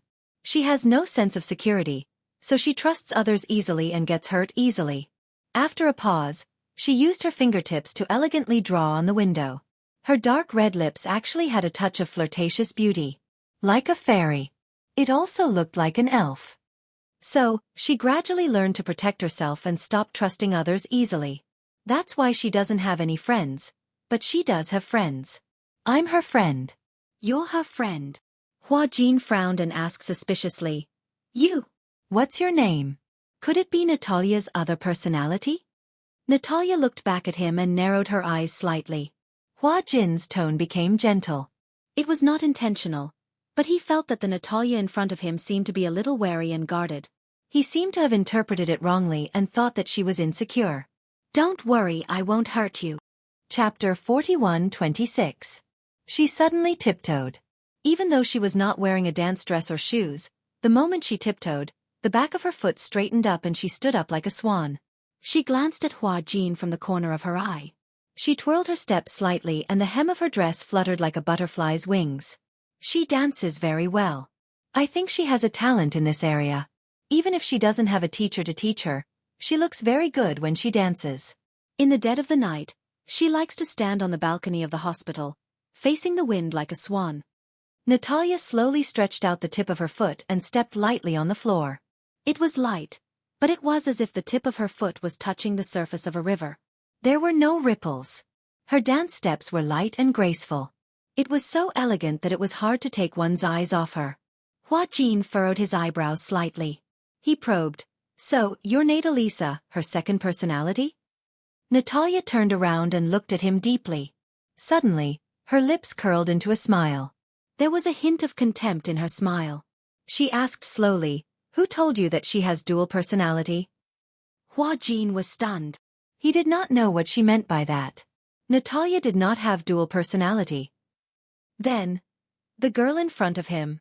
Was she Natalia or Natalisa? Who are you? The girl smiled. There was a hint of evil in her eyes. I'm not Natalia, and I'm not Natalisa. I'm the emissary. Emissary? Hua Jin was even more confused. Emissary, what was that? His tone was a little heavy. Who are you? I'm in charge of managing this body. The girl lowered her head and looked at her hand. She raised it gently and examined it elegantly. She smiled. I can see them, but they can't see me. I'm the emissary created by Professor Romanka.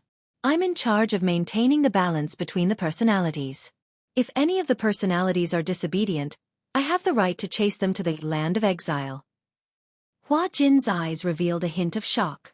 It was not because of what she said, but because of the coldness that flashed in her eyes.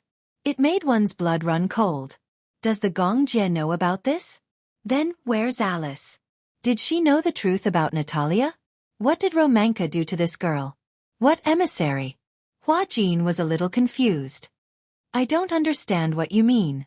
He wondered if he should call Alice later and ask her what a messenger meant. The girl obviously saw through his thoughts and said, You want to call Alice? Hua Jin was a little wary. Did this girl have the ability to read minds? Otherwise, how could she see through his thoughts so easily? He said, You, don't let your imagination run wild. Do you know Alice? I know her. The girl's expression suddenly turned cold. I'm warning you, don't ruin my plan. Do you understand? Ruin your plan. Hua Jin was a little alarmed. What plan? Oh, you want to know so badly? The girl suddenly walked in front of him with her hands behind her back. Her eyes were as cold as the moonlight. You shouldn't know so much. Otherwise, it's very dangerous. Very dangerous? Very dangerous? Chapter 41:27. Hua Jin didn't know why, but he seemed to have sensed too many things from her eyes. He immediately took a step back. Just as he turned around, he heard a strange cry of pain behind him. Ah! Don't come over! Hua Jin was shocked and hurriedly turned around. He didn't know why the girl was kneeling on the ground, her hands cupping her ears. Don't come over! Hua Jin was at a loss for what to do when he heard her hysterical screams. What's wrong? He immediately went forward and held her shoulders. He was so worried that he didn't know where to go. What's wrong with you? Why don't you come over? Did you see anything? She covered her ears tightly, her whole body trembling violently. Don't talk. Don't talk in my ear. Go away, go away. They're all bad people. Bad people. Hua Jin was scared out of his wits. He didn't know what happened to her body, but he was worried that something was wrong with her. He comforted her gently. I'm here, I'm here. Don't be afraid. Look at me, look at me! The girl suddenly raised her head. At the same time, almost at the same time, she raised her right hand. Immediately, a pocket watch dangled from her palm. Click! The surroundings suddenly became extremely quiet, leaving only the sound of the pocket watch's hands moving. Click! Click! It was clear and rhythmic. Hua Jin subconsciously looked at the pocket watch dangling in front of his eyes. Because of this pocket watch, his vision seemed to be blended together and gradually became blurry. He tried to calm his mind and look away. However, his eyes seemed to be firmly attracted by the pocket watch and there was no room for him to retreat. This pocket watch seemed to have magical powers. However, the little bit of consciousness he had left seemed to remind him. This seemed to be hypnotism. He originally thought that this kind of hypnotism seemed to only be seen in movies and novels. He didn't expect that this kind of hypnotism actually existed in reality. What's your name? The girl asked. Hua Jin said numbly, Rong Jin. What's my name? Messenger. Wrong. The girl's voice became softer and softer, like a feather. My name is Natalia. There is no emissary. Nor is there a Natalia. Soon, I will snap my fingers. After hearing this sound, you will forget everything you heard, everything you should have heard, and everything you shouldn't have heard. You just had a very long dream. When you wake up from the dream, everything will return to reality. What I said will no longer exist. Hua Jin's eyes gradually became hollow. In his eyes, the constantly swinging pocket watch was reflected. The girl looked at his expression and suddenly put away her pocket watch. She reached out and snapped her fingers. Patter! Hua Jin's eyelids suddenly drooped powerlessly. His entire body suddenly lost its support, and he softly fainted on the ground, unconscious. The girl squatted beside him and looked at him quietly. After waiting for a long time, she hugged his shoulders and dragged him to the sofa with great effort. She helped him onto the sofa. She took a deep breath, then suddenly stood up and walked downstairs. Downstairs, the nanny was cleaning. Auntie! She called out softly. The nanny's attention was attracted. She looked up and saw that it was her. She asked curiously, Young miss, is there anything? Chapter 41:28. Aya, how could this be? The nanny immediately put down her work and hurried upstairs. When she saw Hua Jin lying on the sofa, looking like he had fallen asleep, she couldn't help but sigh. You must be exhausted. How did you fall asleep on the sofa? The nanny nagged as she walked forward and gently pushed Hua Jin's shoulder. Young master, young master? Hua Jin didn't move at all. The nanny was suspicious and shook him a little harder. Hua Jin woke up abruptly. He opened his eyes and felt a terrible headache. His brain felt empty, and he didn't realize where he was. Natalia saw the confusion in his eyes and realized that her hypnosis had worked. She sighed in relief. Hypnosis was all about coordination. If a person was extremely resistant and repulsed before being hypnotized, especially when he was so alert just now, as if he had guessed what she was going to do, the hypnosis could easily fail. She didn't expect it to work. She took a deep breath and immediately smiled. She pretended to be careful and said, Uncle, are you tired? How did you fall asleep on the sofa? Hua Jin's gaze was a little confused. He also didn't know why he was lying on the sofa for no reason. His memory was still stuck at the time when Gong Jie left. How did he end up lying here in the blink of an eye? What had happened in between that he didn't realize at all? Hua Jin was a little confused. Why am I here? You said you were tired and wanted to sit for a while. You didn't expect to fall asleep on the sofa. Natalia paused and explained, I didn't want to wake you up, but the weather is getting colder. I was worried that you would catch a cold, so I wanted to wake you up and go back to your room to sleep. Hua Jin was still a little confused when he heard this. Then why did he lose a part of his memory for no reason? What had happened between them? How could he have forgotten all about it? Maybe you're sleepy and tired. Natalia said. If you're tired, go back to your room and sleep. It's getting late. Go to bed early. As she spoke, she yawned. I feel sleepy too. I'm going back to my room to rest. Good night. Hua Jin nodded, but he was still in a daze. His head felt empty. He didn't like this feeling. It was as if he had lost his memory.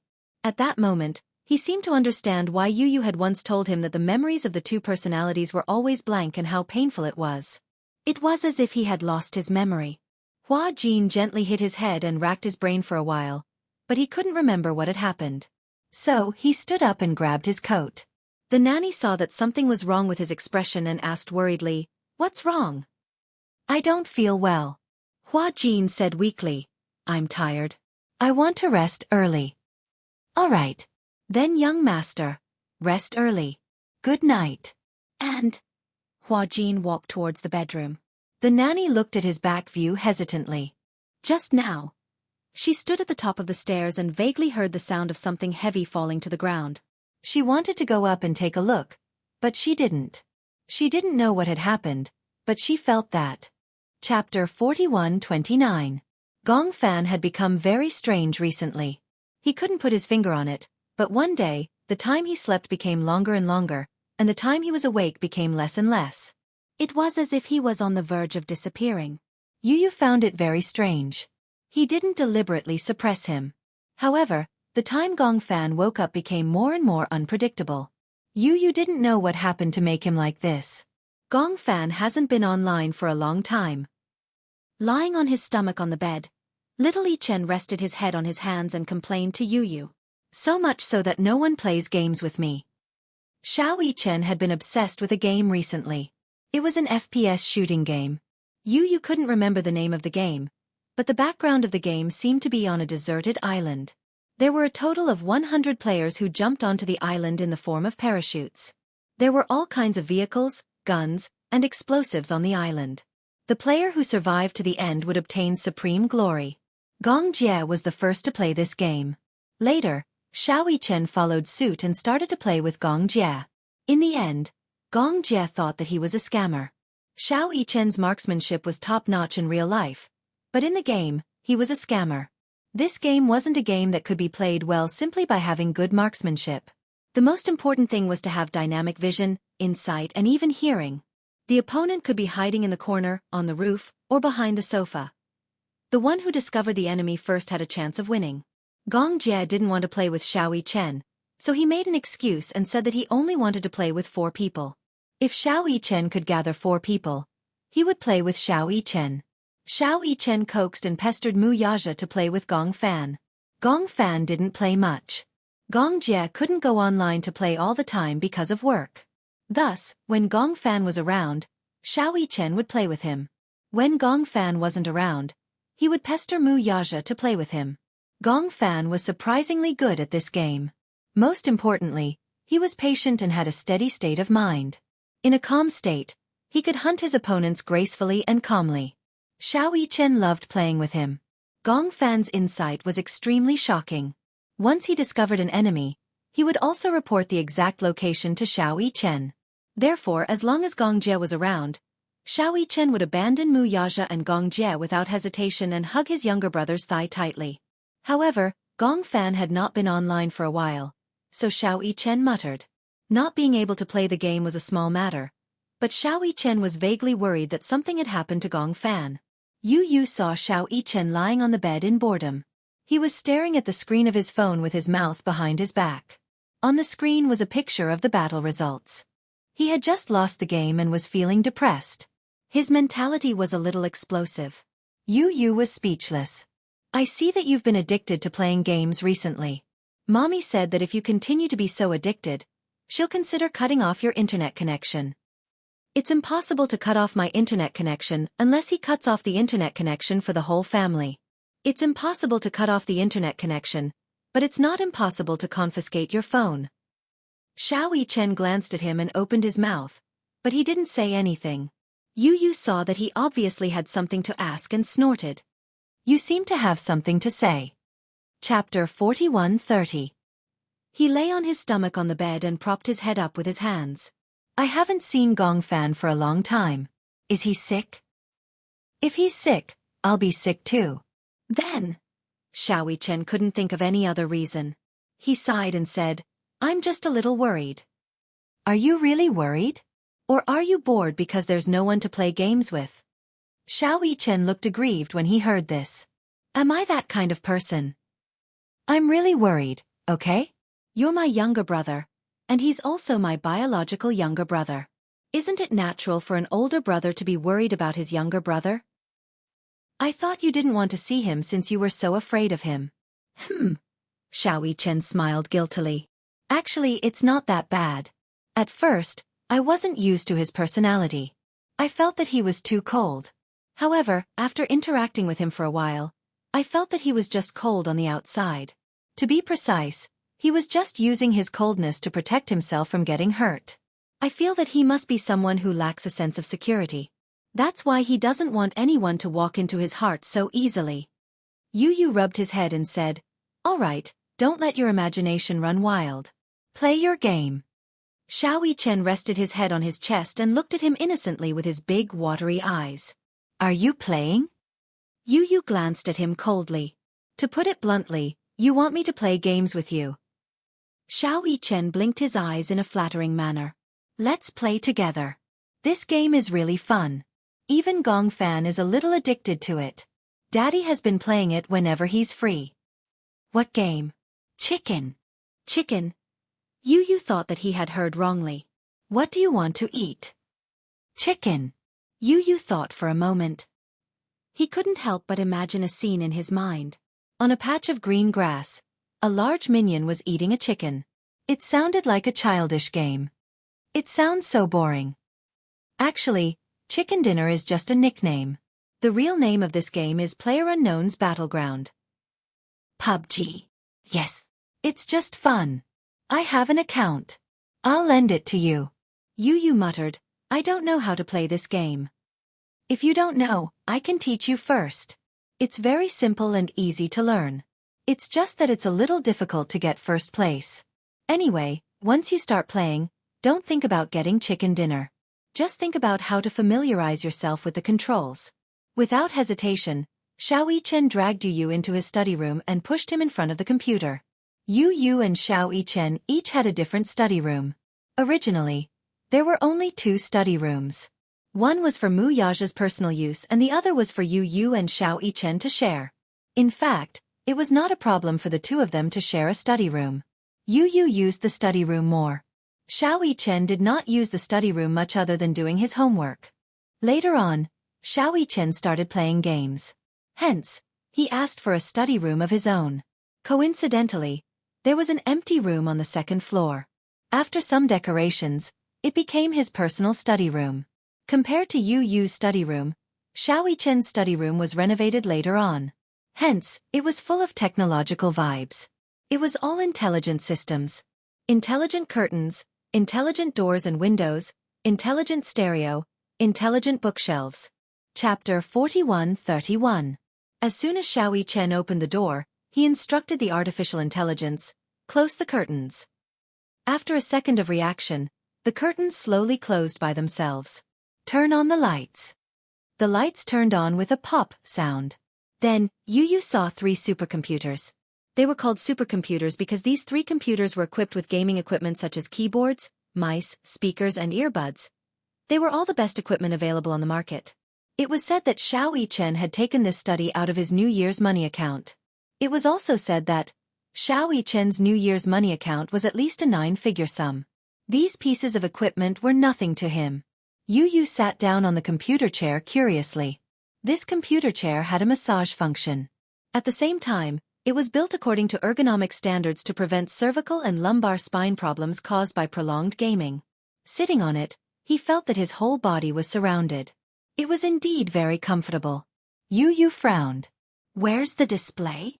"Wait a minute." Xiao Chen pressed a button. After a while, the display shelf slowly lowered from above his head. There were a total of 3 displays on the shelf. The one in the middle was a curved screen. For the sake of playing a game, little Chen would use the best configuration no matter what. Xiao Chen helped him log into the game account. Yu was confused throughout. This is the European server. It's a European server. However, there are still many players in China. Xiao Chen explained the rules of the game to him. "Do you know about mercenaries?" "Yes." There are 100 players participating in each game. The players' characters are mercenaries. They parachute to every corner of the island and look for weapons, vehicles, and supplies with their bare hands. They also fight in various terrains. To win, strategy and marksmanship are equally important. In each game, the safe zone will be changed randomly. The weapons and items obtained in each zone will appear randomly. If you can survive until the end, you will win. In other words, the other 99 players are losers, said the boy in a low voice. You could say that. Then why is this game called Chicken Dinner? Winner, winner, chicken dinner. Have you heard of it? Yes, I have. That's a saying from a Las Vegas casino. A long time ago, every of the casinos in Vegas had a rice dish that consisted of 3 pieces of chicken, potatoes, and vegetables. The standard reward for winning a bet was, so if you won once, you would have enough money to buy a chicken rice dish. If you get first place in this game, that's what you'll get. In other words, you'll get chicken dinner tonight. That's how the nickname came about. Oh. However, not every player can be so lucky to get chicken dinner. Yu asked, is Gong Fan very good at this game? Super awesome. Xiao Yichen had a look of disbelief on his face. Every time I get a chicken dinner, it's because he brought me to play. I remember that when he played games, his marksmanship was not as good as yours. Chapter 41-32. As Yu listened, he recalled the words that Gong Fan left in his notebook. I don't want to play games with Xiao Yichen anymore. He's always dragging me down. How can he be so stupid? Moreover, this game is so boring. It's a waste of time. Yu wondered what Xiao Yichen would do if he knew what Gong Fan said about him. Don't you think that you're playing very badly? Xiao Yichen blushed. He did not look at him directly. Instead, he walked to the side awkwardly and said softly, I think my skills are okay. This game is not easy to begin with. It's already not easy for me to play it like this. If it's a solo match, I can make it to the final circle. Wow, is this something worth bragging about? Yu was curious. What was so charming about this game that even his picky brother had fallen for it? He heard that his uncle and daddy had fallen for the game as well. He logged into the game and was matched with an opponent. The next second, the screen was loaded into the spawn area. Yu realized that his character was a girl. He was wearing a white shirt and a skirt with a pair of sunglasses. It reminded him of how Lisa would look like when she grew up. The spawn area was noisy. As the microphone was connected to the public channel, it was extremely noisy. Yu found the switch to turn off the microphone. Suddenly, a voice entered his ears. Are you a big sister? Yu was shocked. When he came to his senses, he realized that a man with a rough appearance and a soft voice was standing in front of him. It was as if he could see the man's curious gaze through the screen. Just as Yu was about to turn off the voice chat, Xiao Yichen covered his earpiece and spoke into the microphone with a coquettish voice. Big brother, how old are you? Wow. The man immediately looked at Xiao Yichen's avatar. Yu turned his view as well, only to see that little Yichen had also created a female avatar. He despised him in his heart. You're a guy. Why are all your avatars female?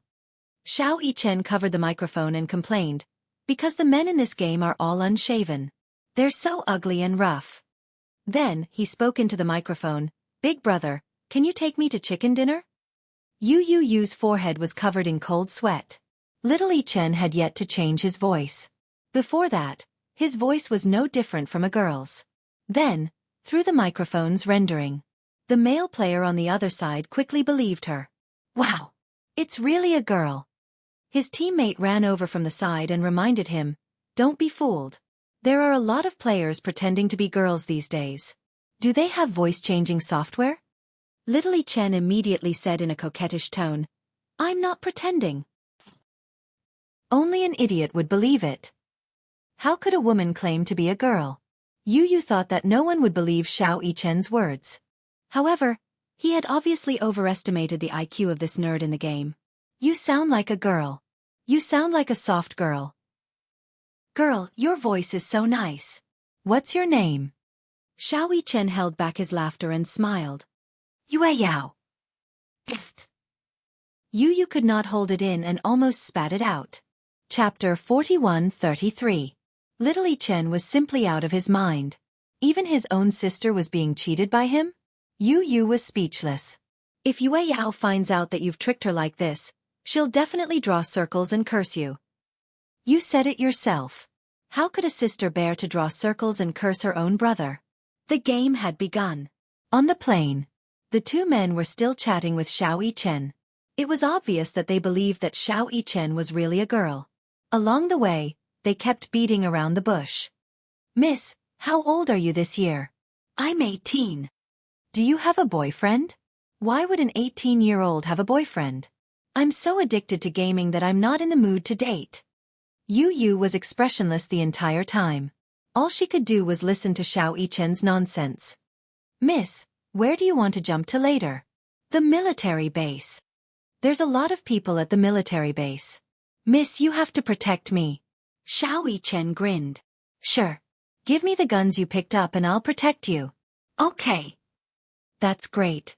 Miss, you're going to carry us. The game was a two-player team. The two men were in the same team. However, Yu could tell that the two men were obviously trying to flirt with Xiao Yichen the entire time. She could also tell that they were very confident in their gaming skills. Miss, if you win this round, why don't we add each other as friends? Xiao Yichen smiled. Sure. Oh right. Who's your other teammate? Xiao Yichen glanced at Yu and explained, she's my sister. Sister? Yes, her name is Lisa. What's her English name? It's very Western. Xiao Yichen winked at Yu. Sister, say something. Yu ignored him. The two men coaxed her. Miss Lisa, say something. Yu forced out a few words. I don't feel like talking. Xiao Yichen explained. It's her first time playing.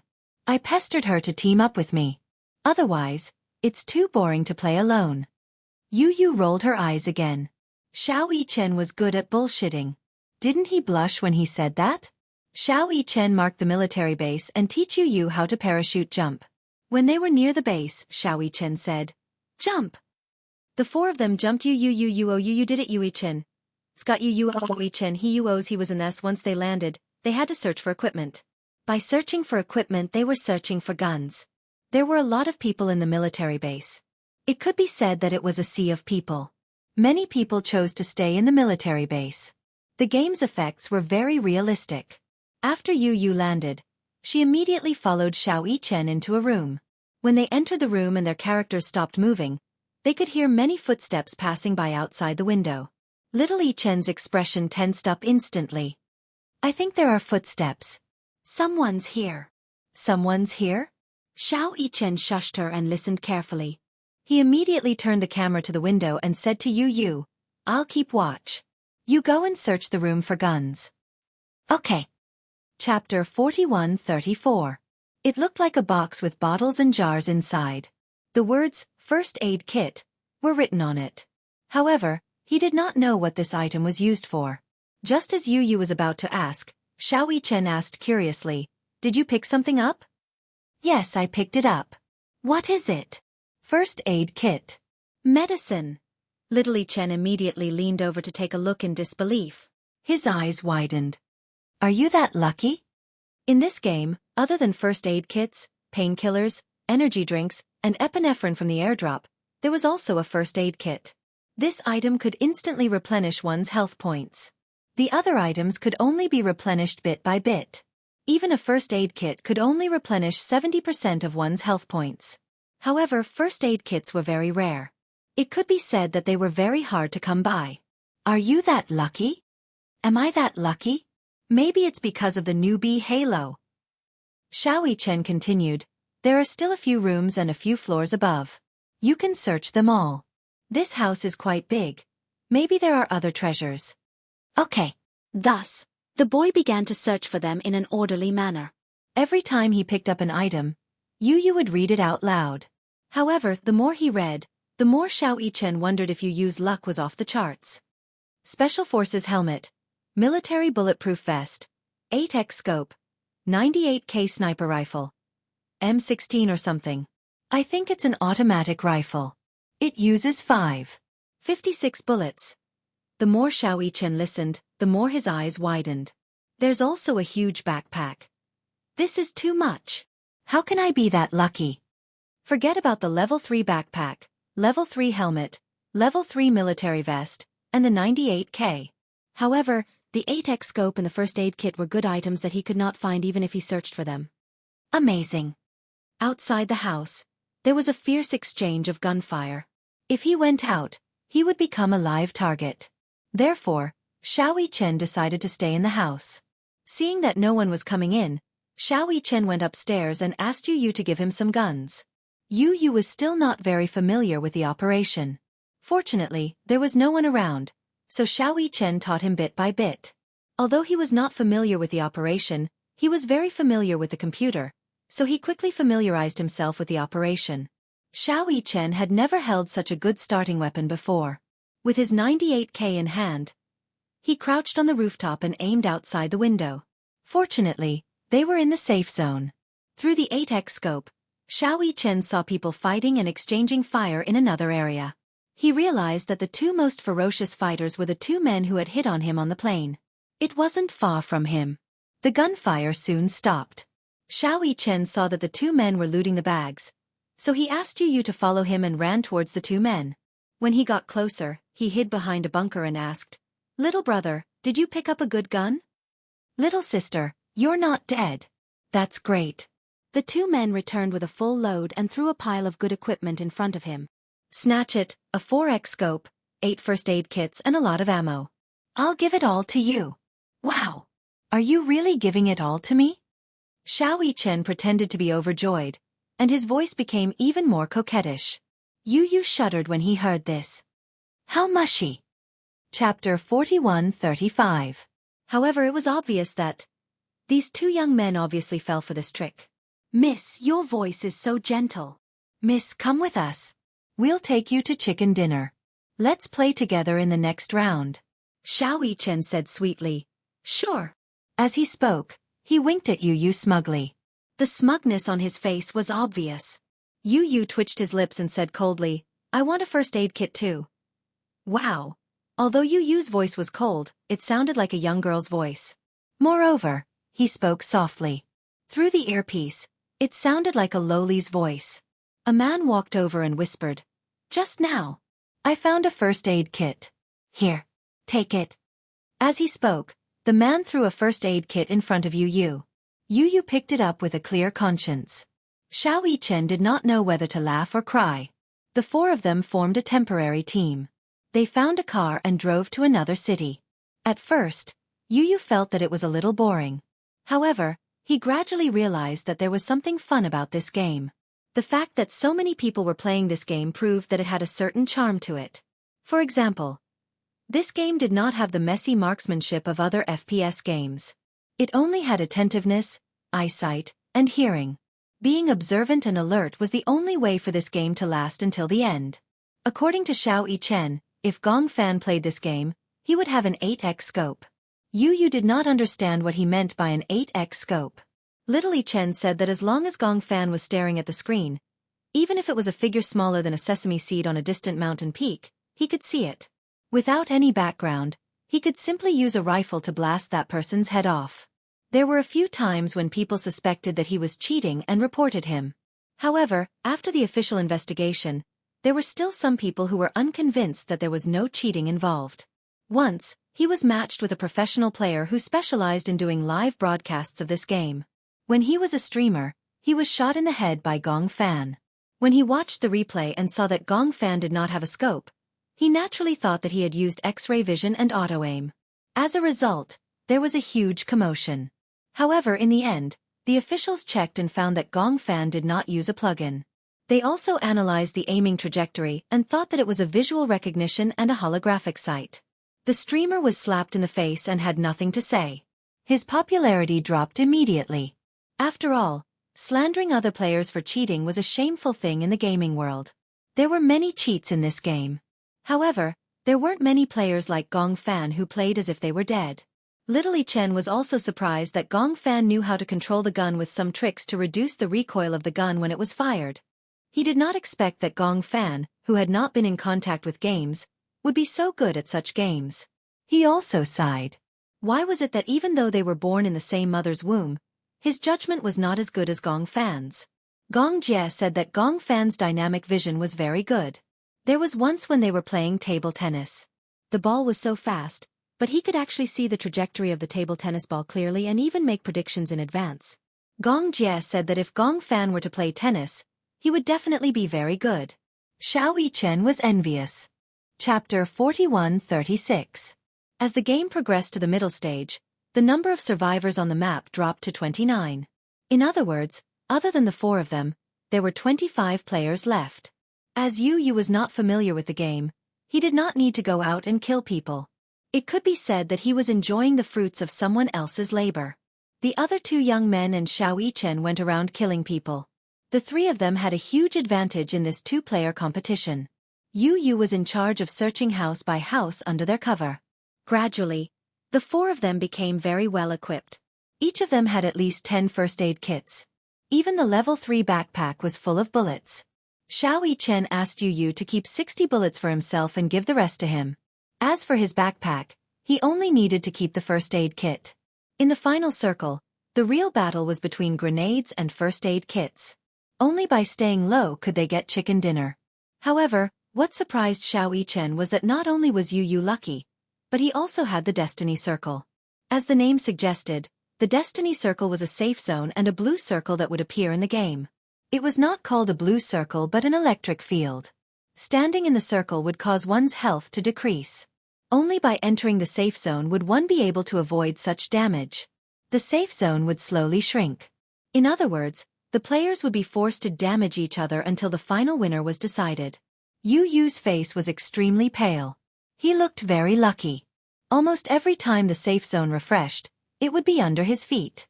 He had the newbie halo, but this halo was too scary. Xiao Yichen did not believe it. He asked Yu Yu to stand there and not move. Yu Yu hid beside the cabinet and lay there without moving. The safe zone refreshed twice, but it was still under his feet. The blue circle was getting smaller and smaller. There were not many players left in the game. There were only about 10 of them left. Xiao Yichen was determined to stay low. Yu Yu squatted in the corner. Outside the door, the 2 little brothers acted as her escorts, guarding the window and making tut-tut-tut sounds non-stop. In the end, there were only 4 people left. Xiao Yichen looked at Yu Yu, and Yu Yu looked at Xiao Yichen. Clearly, they did not understand what he meant. Only 4 people left. Xiao Yichen whispered, "Should we get rid of those 2 boys so that we can get the chicken dinner?" Yu Yu's lips twitched. "I don't think that's a good idea. After all, they have protected us all the way. If it weren't for them, we wouldn't have been able to fight so smoothly. Are you trying to burn the bridge after crossing the river?" Xiao Yichen felt a little guilty when he heard that. Originally, he was also a little guilty. After all, these 2 little brothers were sincerely good to him. He couldn't bear to stab such kind-hearted little brothers in the back. Not long after, the 2 little brothers also came upstairs. "Miss, there's no one else. It's just the 4 of us. We promised to get the chicken dinner. Why don't we jump into the blue circle and let you guys get the chicken dinner? What do you think?" The little brothers obviously had the spirit of self-sacrifice. They had protected Xiao Yichen and Yu Yu all the way. In the end, they actually wanted to sacrifice themselves so that Xiao Yichen and Yu Yu could get the chicken dinner. Xiao Yichen felt even more guilty. "No need. You guys don't have to jump into the blue circle." Chapter 41-37. However, the 2 young men said in the public chat, "We promised to bring you guys to win chicken dinner." "Miss, I think you're pretty good. Why don't we add each other as friends after the game ends and we can win chicken dinner together? What do you think?" Most men would be happy to meet a female player in a game like this. Most of the male players were heroes and wanted to be their bodyguards. This was a mysterious sense of mission. To them, bringing a girl to win chicken dinner was much more fulfilling than winning chicken dinner by themselves. Xiao Yichen looked at Yu Yu and hesitated. Should he tell them the truth? They would be disappointed and aggrieved, right? However, just like what Yu Yu had said, there had to be a winner at the end of the game anyway. At most, he would reveal his identity and see what their decision would be. Hence, Xiao Yichen mustered up his courage and said, "Actually, we're not girls." There was a long silence. It was so silent that Xiao Yichen thought the computer had crashed. The local server of this game had not been released yet. The server was not very stable and would often go crazy. Xiao Yichen thought that the server had gone crazy. However, a speechless voice came from the other side. What? You're not girls? Didn't you say that you're girls?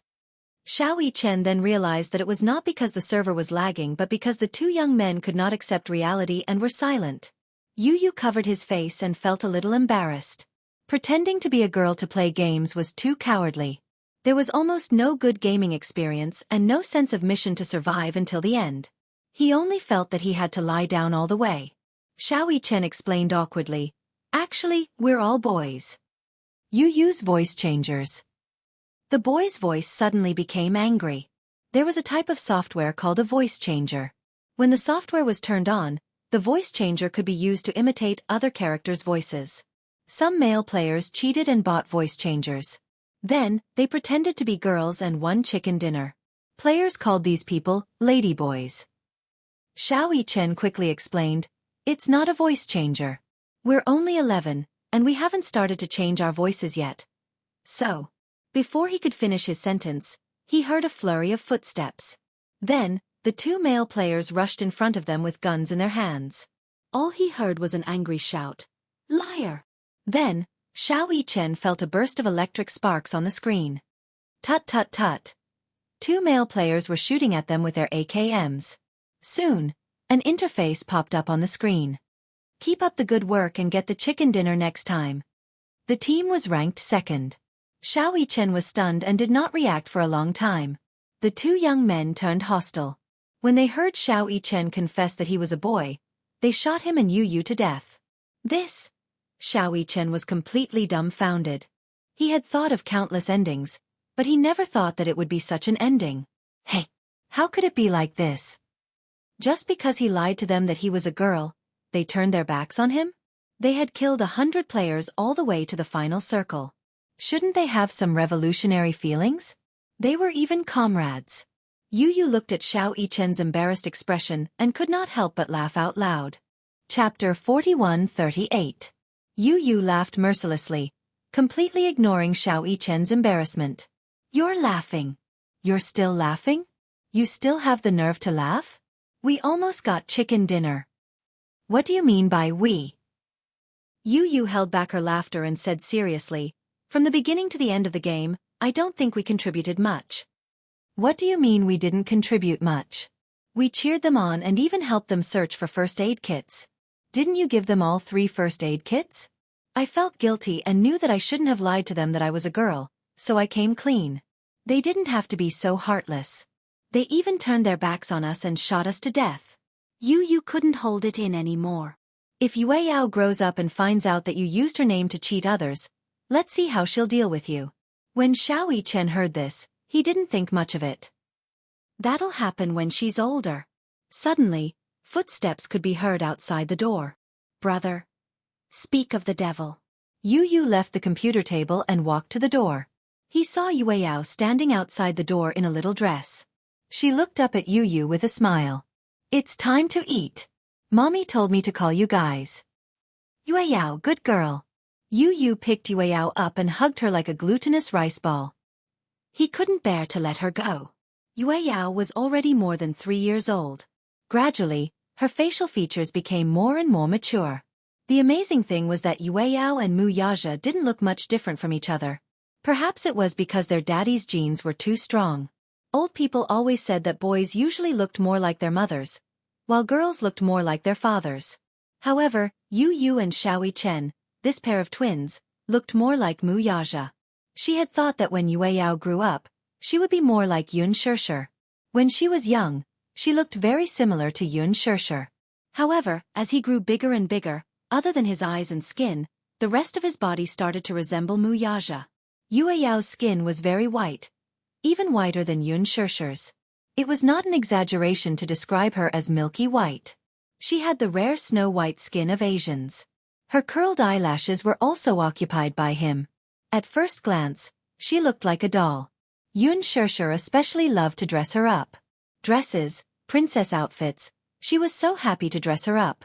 Every girl had a dream of being a princess. Even after they grew up, this dream remained. However, some people were lucky enough to keep this dream alive, such as her. She poured all her dreams of being a princess onto Yue Yao.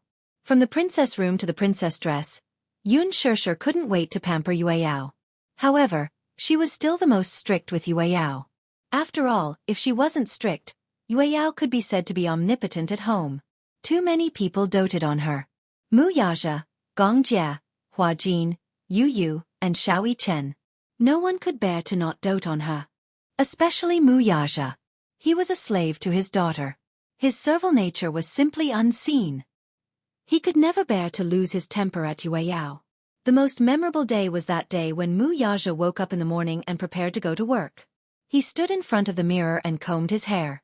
Usually, he didn't allow others to touch a single strand of his hair. Even Yun Shishir had limited privileges. Chapter 41-39. Every morning before he went to the office, he would meticulously fix his hair and style it with mousse. Yueyao suddenly woke up and opened her mouth to ask for Daddy. He walked over and picked her up. His hair was not fixed yet, but the little princess already thought that his hair looked good. She grabbed it with her little hands. Mu Yaja did not allow it and patted her little hands. As a result, her rebellious heart was aroused. The more her daddy did not allow her to touch it, the more she wanted to touch it. Her little hands scratched wildly, messing up his hair. Yun Shishir walked over and saw Mu Yaja carrying Yueyao. She looked helpless, but she could not bear to scold him. That day, a certain someone went to work with this messy hair. It was said that Lu Jinyu and Jiang Shen had been secretly laughing at him behind his back. It was unprecedented for their boss to appear in the office with a head of messy hair. However, his hair had already been fixed. Unless it was washed, it really could not be fixed. When asked for the reason, Mu Yaja was even proud of his little princess's masterpiece, and said that Yueyao had personally done it for him. Lu Jinyu and Jiang Shen were amused when they heard that. They laughed at him for being a clown. Mu Yaja said half-jokingly, "Who asked me to only have one daughter? If we have another one, it won't be just one." Jiang Shen also joked. Lu Jinyu bumped his shoulder. "Are you stupid? Boss only has one daughter. There won't be any more in the future. What's wrong?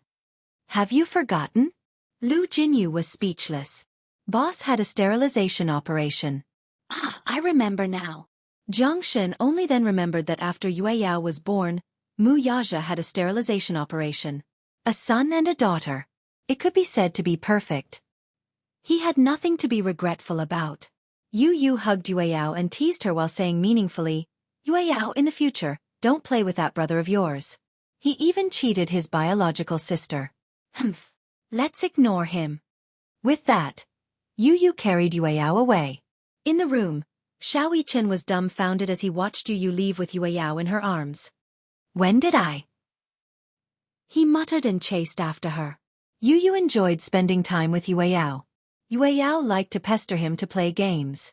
However, he was only 3 years old after all. The games he played were naturally the most childish of all.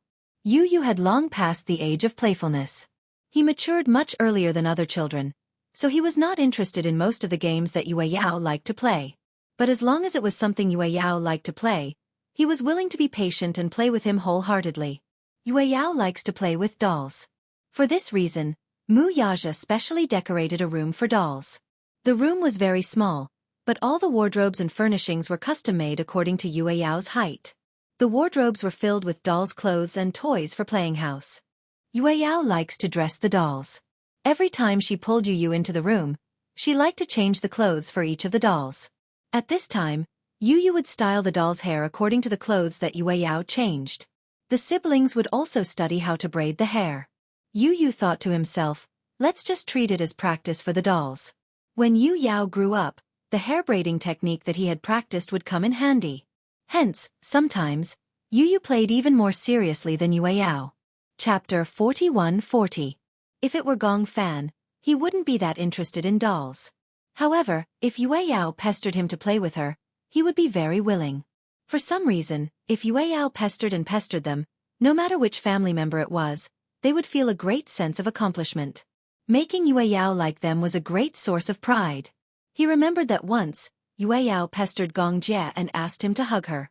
It wasn't an exaggeration to say that Gong Jie bragged about it for half a year. Yueyao likes it and wants me to hug her. My niece is especially clingy to me. It seemed that this gave him a great sense of accomplishment. Because of this, Mu Yaja muttered in his heart. That day, it was just that he wasn't around. If he had been around, Gong Jie wouldn't have had the chance to appear. However, Gong Jie felt indignant. He felt that as an uncle, his charm was not inferior to Mu Yaja's at all. One was a father, the other was an uncle. They were at loggerheads. Gong Fan liked Yue Yao very much. Perhaps this kind of affection was second only to the kind of affection he had for Yun Shirshir. When he was with Yue Yao, even if the little girl was noisy, his heart would feel very peaceful and beautiful. The most beautiful thing in the world was when she was noisy and he was laughing. When Xiao Yichen came to the living room, he saw Yue Yao sitting in Yu Yu's arms, holding a pizza and eating it with relish. This pizza was made by Yun Shirshir. Recently, she wasn't very busy, so she started to learn how to bake. Not to mention, she really didn't have any talent at all. Thus, after asking many friends for help, she finally managed to buy a few baking recipes. She also spent a lot of money to buy a super expensive smart oven. It was the kind of oven that even idiots wouldn't burn. In the recipe books, no matter what ingredient it was, it would be labeled with the amount, the number of grams, and so on.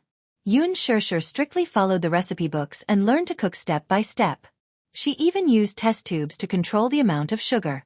With the help of other tools, she finally made a few finished products. This plate of pizza was her successful product.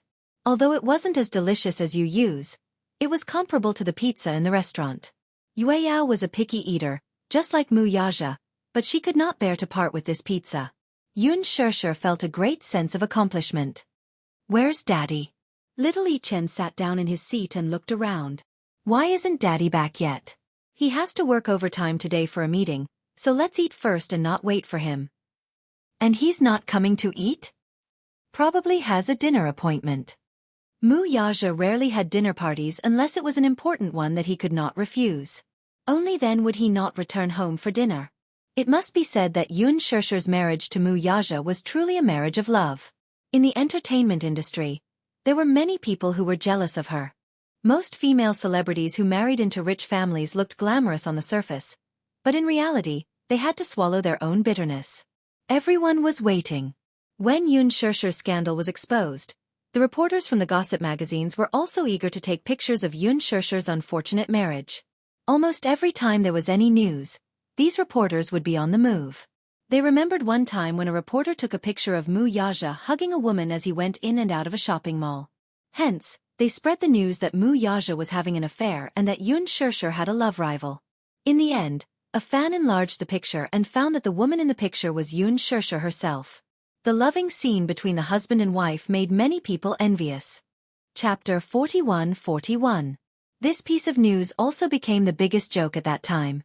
Some people laughed at how the paparazzi had resorted to all sorts of underhanded means to smear Yun Shirshir and Mu Yaja's marriage in order to hype up the news. Some people envied Yun Shirshir for marrying for love. There were so many female celebrities in the entertainment industry. But Yun Shirshir was not the only one who had successfully married into a wealthy family. However, there were not many lucky people like Yun Shirshir. In fact, there were none at all. Most female celebrities, especially those in the entertainment industry, dreamed of marrying into a wealthy family. However, all the rich young masters knew in their hearts that celebrities who came from the entertainment industry would not be able to survive in the industry if they did not have some tricks up their sleeves. Hence, they knew very well that celebrities weren't that great and weren't that great. Therefore, most female celebrities who married into wealthy families did not lead happy lives. Even if their husbands were extremely wealthy, it was already extremely difficult for them to maintain their status after marrying into a wealthy family. There was no need to think about how many colorful banners their husbands had outside. Some men would even brazenly bring other women into their homes and have several women serve one husband. As wives, they could only swallow their bitterness. Because the family's finances were controlled by the men. After marriage, many female celebrities retired or were in a semi-retired state. The most pitiful thing was to marry a rich second-generation heir and live a good life. In the end, after 3 years of marriage, they found out that their husband was a fake rich man who was on the verge of bankruptcy. They were ridiculed for nothing. This female celebrity wanted a divorce so that she could make a comeback and start acting again after the divorce. However, her management company warned her that when she announced her retirement, she had said that she had married for love. If news of this divorce got out, The public would laugh at her for marrying into a wealthy family for money. Now that her husband was bankrupt, she wanted a divorce. That was too worldly. Her image was not flattering. Therefore, the public relations company created an image for her. In order to repay her husband's debts, she made a comeback to support her family. In short, the entertainment industry was full of different kinds of people, but most of them did not lead a good life. Therefore, her life was not satisfactory. So many people hoped that Yoon Shurshur would not lead a good life. It was as if their mentality could only be balanced if she did not lead a good life. Otherwise, so many people who married into wealthy families were unlucky. Why should she be happy? There were even female celebrities who hired private detectives to secretly spy on Yoon Shurshur after she married Moo Yaja. However, the truth was that they saw it clearly. After marriage, Moo Yaja's business. The Shengyu Financial Group had replaced the Moo family's position in the capital and became the #1 wealthy family. However, after marriage, he cared a lot about the family. If it was not too important, he would usually leave it to Lu Jinyu and Jiang Shen to follow up. After having a daughter, this high-spirited man seemed to be even more gentle. In the past, whenever he appeared in front of the public, Moo Yaja would be unsmiling and aloof no matter what happened. Of Yoon of Yoon of Yoon of Yoon of Yoon of Moo Moo Moo Moo of Yoon of Yoon of Yoon.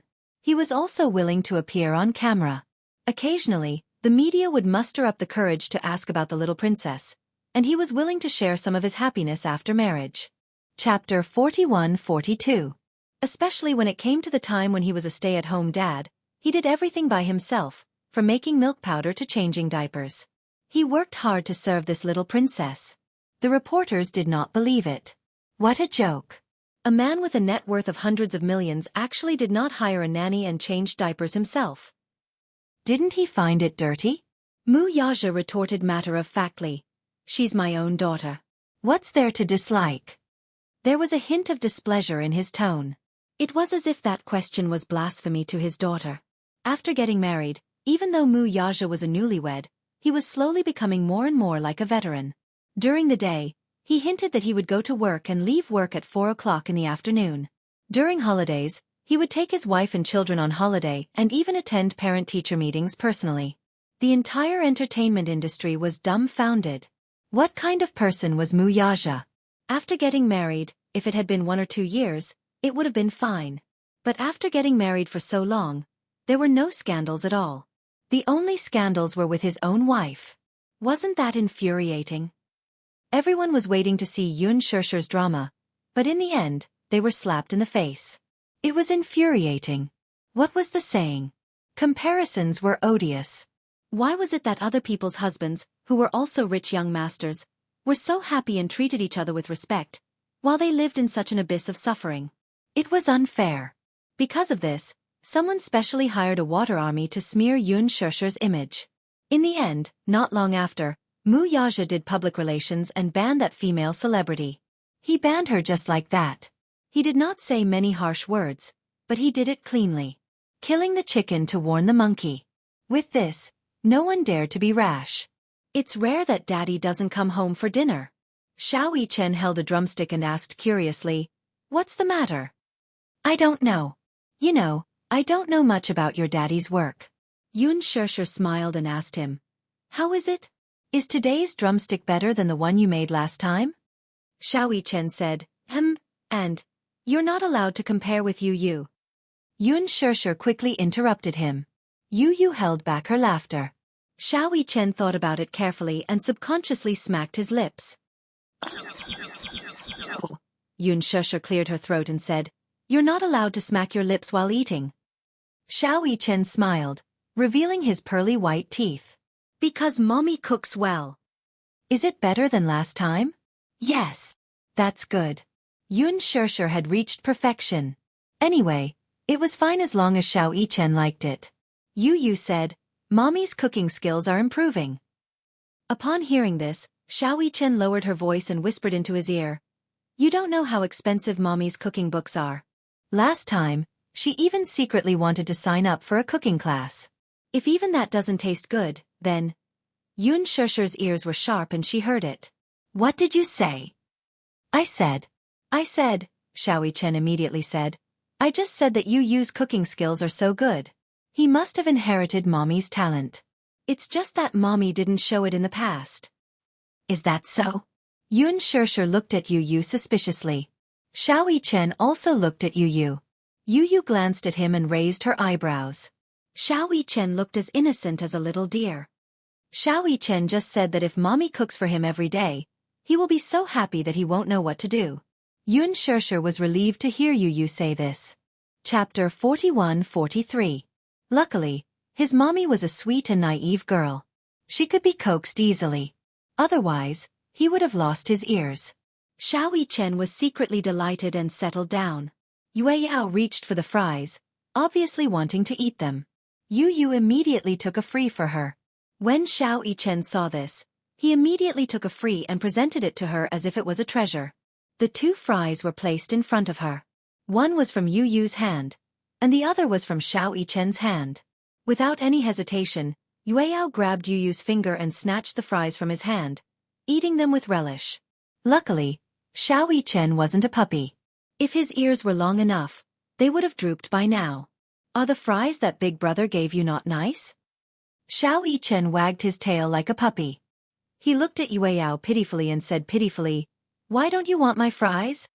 Yue Yao said in her baby voice, "Your hands aren't as good-looking as little brother's." Was this a reason? Xiao Yichen looked at his hands and then looked at Yu Yu's hands. Although they weren't exactly the same, there wasn't much difference. Which part isn't good-looking? Xiao Yichen pouted unhappily, but he was deliberately teasing Yue Yao. Yue Yao immediately reached over with her oily hands and turned Xiao Yichen's hands around. She pointed at the rough calluses on his palms and said, "Look, your hands aren't as good-looking as little brother's." Yu Yu frowned slightly when she saw this. The only big difference between Xiao Yichen's hands and his was probably their palms. His palms were clean, but Xiao Yichen's palms had been sent to the special training camp by Mu Yaja when he was young. Because of the recoil, it was inevitable that Xiao Yichen's palms would have some calluses. Xiao Yichen looked at them and suddenly laughed. He said to Yue Yao, "But I can protect you. If anyone dares to bully my little sister in the future, I can take them down with one hand." Yue Yao was teased and revealed her cute little front teeth. At first glance, she looked like a naughty little bunny. Xiao Yichen couldn't help but look at her affectionately. He had looked at Yu Yao like this many times, and he couldn't help but feel the urge to give her the best things in the world. However, no matter how he thought about it, wasn't this cute little sister of his the best? Little Yichen asked again, "Do you want these fries then?" "I want that." Little Yue Yao pointed at the ketchup. Xiao Yichen immediately squeezed some ketchup and dipped it into the fries. Yue Yao panicked when she saw this. More. She knew that the ketchup was delicious, but until now, she still couldn't pronounce the words ketchup skillfully. Xiao Yichen taught her. "This is ketchup." "Ketchup?" "Yes, that's right." Xiao Yichen brought the fries to her mouth. Yue Yao immediately opened her mouth wide, afraid that the sauce would get on her lips. She was a clean freak and loved cleanliness. In the end, no matter how much she opened her mouth was too small and the sauce still got on the corner of her lips. "Aya!" Yue Yao scrunched up her little face. "It's dirty." Xiao Yichen immediately picked up a tissue and coaxed her. "Big brother will wipe it clean for you. Don't move." Little Yue Yao obediently stopped moving. She pouted and let him wipe it. Yu Yu didn't know whether to laugh or cry when she saw this. "Don't wipe it. It'll get on your lips later. Can't we wipe it together?" Chapter 41-44. However, Yue Yao refused to comply and said seriously, "No. If I don't wipe it clean now, it will get on my clothes. It's so uncomfortable." Ha ha ha. Yun Shirshir laughed.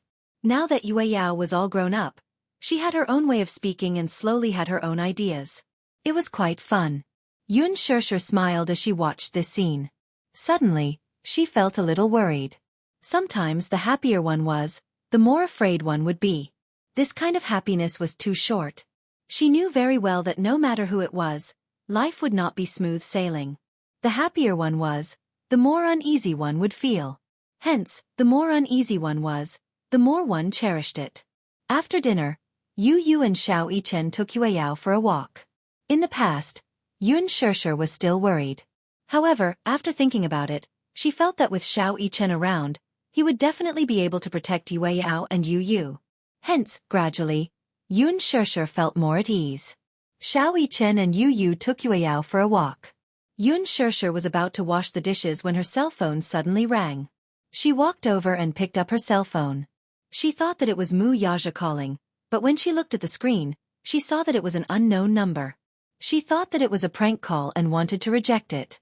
However, when she saw that it was an international number, she picked it up curiously. "Is this Shishir? I'm Alice." Alice's serious voice came from the other end of the line. Yun Shishir heard this and nodded. "Yes. It's like this.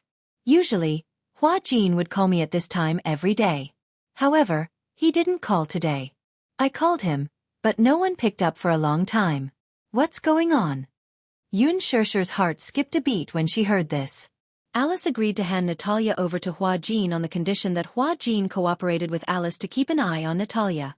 It wasn't that they were monitoring the prisoners. Instead, it was Natalia's second personality. Until now, no one understood it. Therefore, Hua Jin had to cooperate with Alice. Every night, he would report Natalia's situation to Alice. However, today was the only day that they did not call. Alice was a little worried. "I didn't want to trouble you, but Gong Jie is not here. If it's convenient for you, can you go and see what's going on?" Yun Shishir immediately agreed. "Okay, I'll go right away."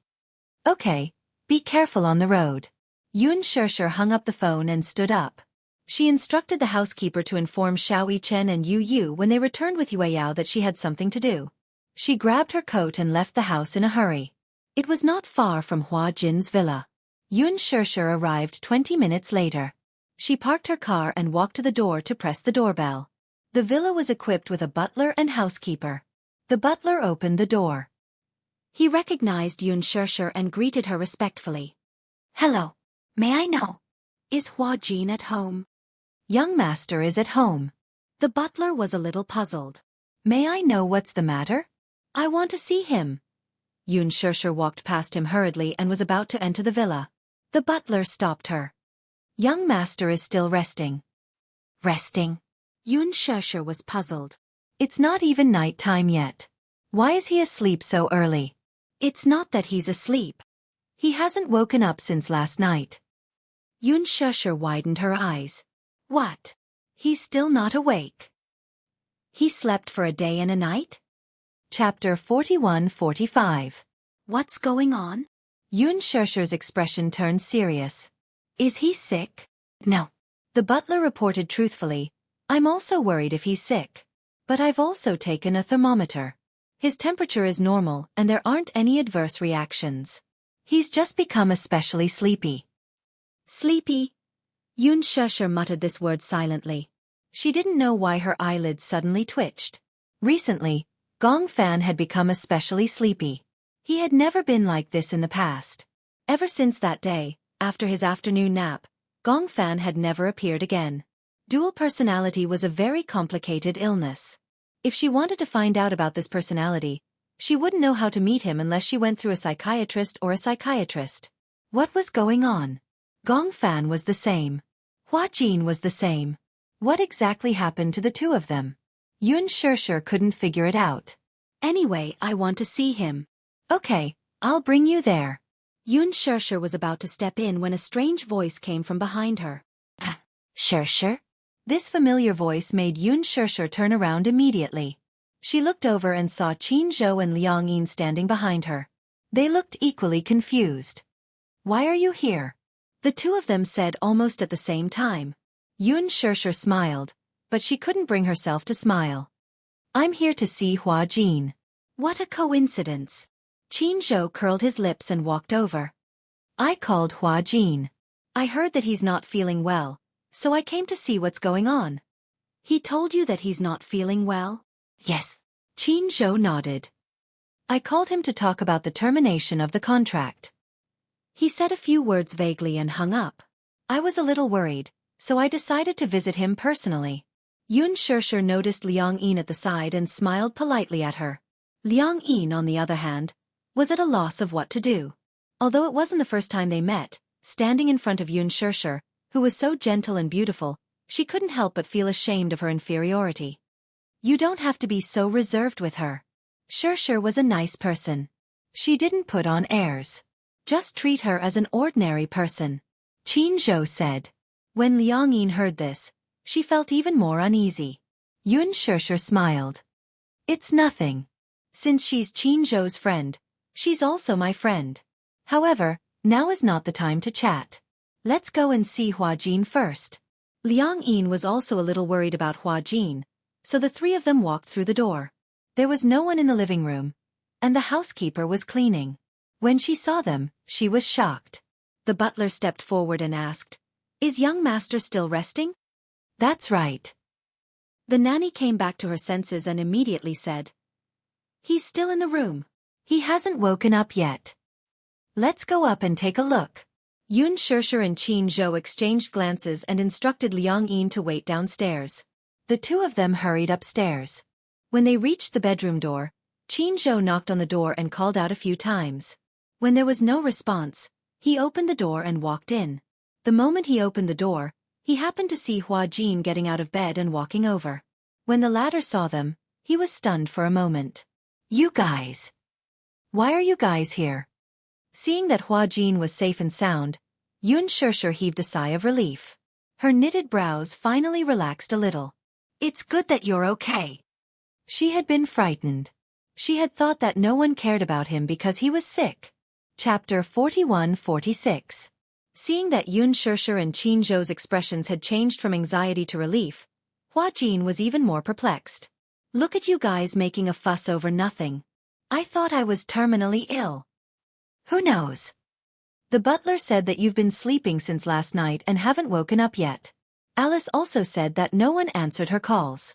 Otherwise, we wouldn't have been so nervous. Qin Zhou frowned. "Didn't you say that you weren't feeling well?" Hua Jin's heart warmed when he heard that.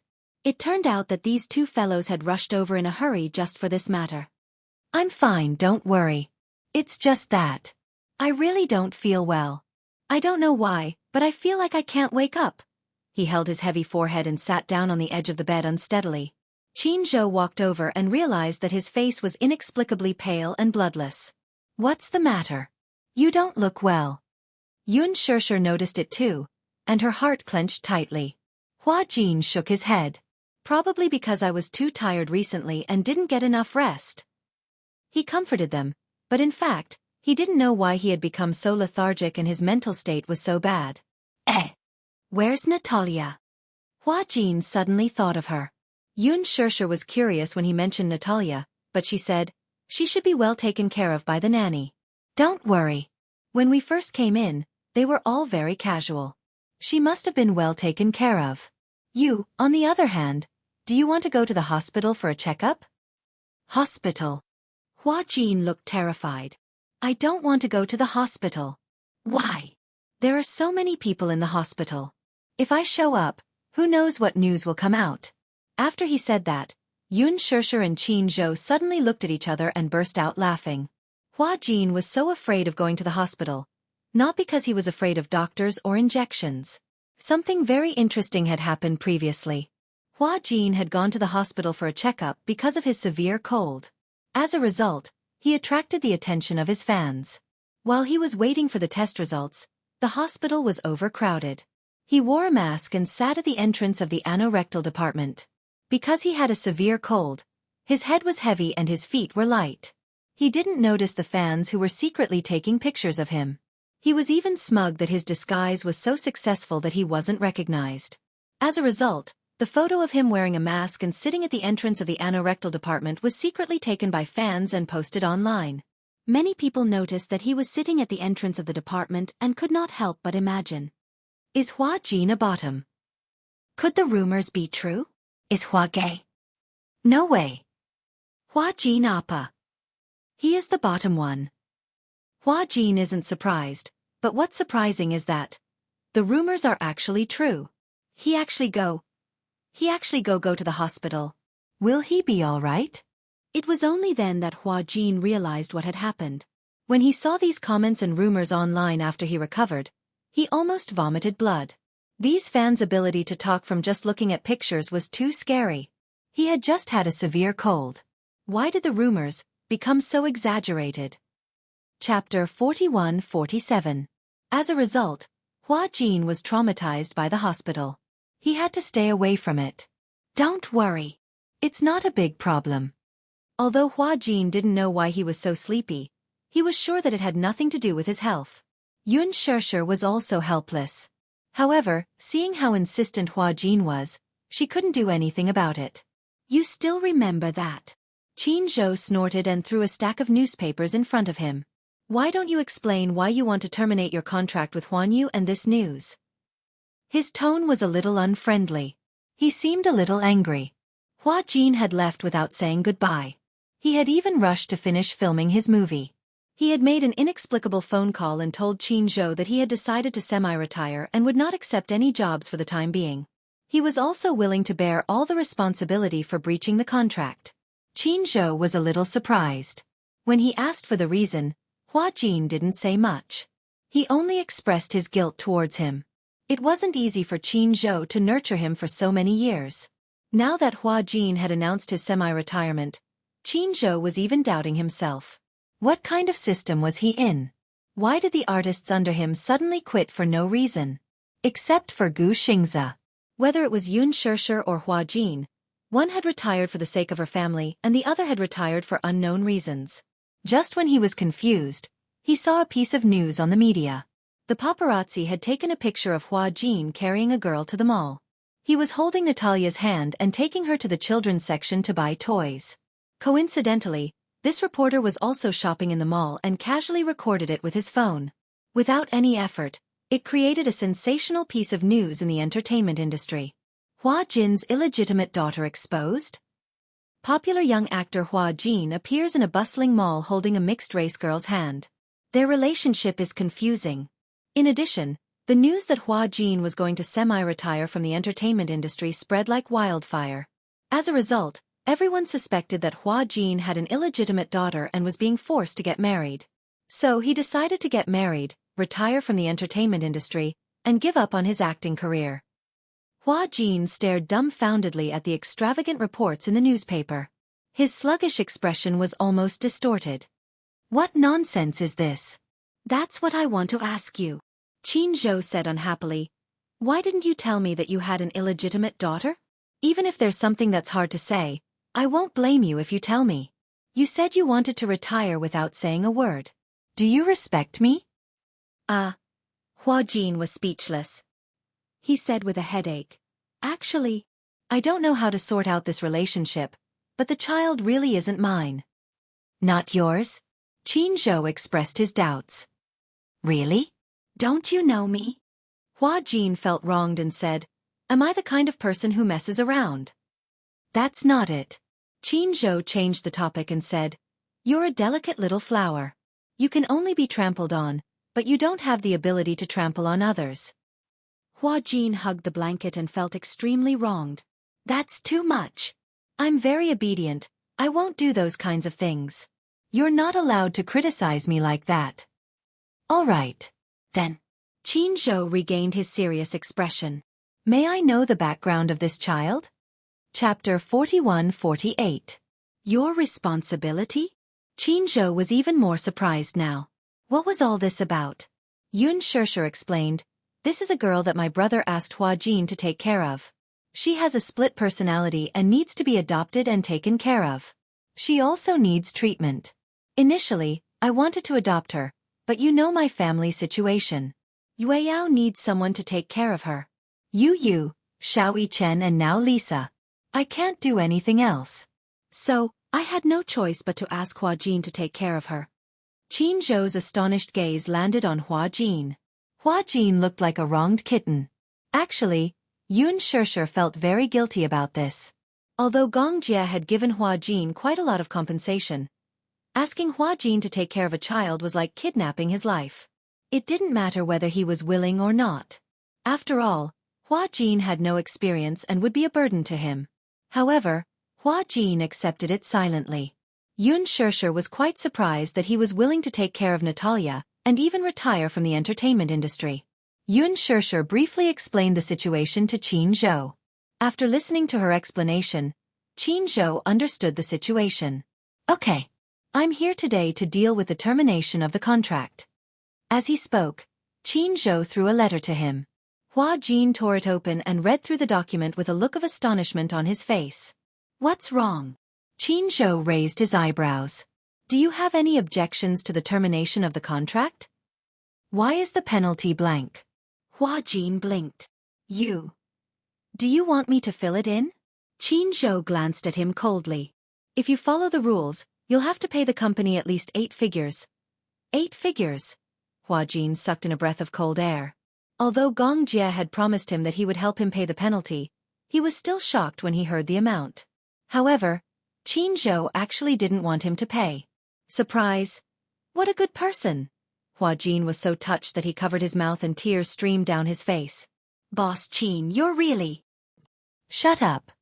Qin Zhou was still a little annoyed. He was still a little depressed. He had originally planned to make Hua Jin the top star, but in the end, he was a disappointment. He wanted to retire, and the reason was that he had to take care of his child. What a weird reason. However, for the sake of his boss, Qin Zhou had to give her face. Forget it.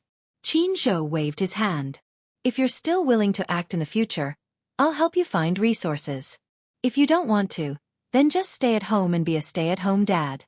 Thank you, Qin Da. Hua Jin almost hugged the man's trousers and burst into tears. I'm still a little reluctant to terminate the contract. Don't. Qin Zhou pushed him away in disgust. Hurry up and terminate the contract. I've had it with you. Hua Jin. What happened to the revolutionary camaraderie? Here. Pen. Qin Zhou threw the pen to him. Hua Jin took the pen and signed the termination agreement obediently. However, he didn't know why, but after he signed his name, he felt an inexplicable sense of loss. Although he had said earlier that he wanted to quit the entertainment industry because he had had enough of it, when it came to leaving, he actually felt a little reluctant and hesitant. The entertainment industry had taken up almost half of his life. It gave him loneliness, glory, belittlement, and limitless glory. Chapter 41-49. Yun Shishir looked at Hua Jin's lonely expression when he signed the contract and couldn't help but feel her heart ache. She understood Hua Jin's complicated feelings about the entertainment industry. It wasn't home, but it was home. For a moment, he actually felt reluctant to leave. Yun Shishir immediately comforted him. Don't feel sad. If you feel reluctant, you can take on a good script if you see one. Hua Jin smiled. It's okay. I'm just being a little pretentious. After all, I've been in the entertainment industry since I was a teenager, so... He smiled. It's okay. After a pause, he suddenly thought of something. He frowned and thought of Natalia. Natalia. Yun Shishir was also puzzled when she heard him mention Natalia. Where is she? I don't think I saw her. She should be in her room. Hua Jin was a little puzzled. He didn't know when it happened. He felt like he had slept for a long time. When he woke up, his head was a little swollen, but he couldn't remember what had happened. He vaguely remembered that after Yun Shishir, Yu, and Xiao Yichen left, he didn't remember what happened after that.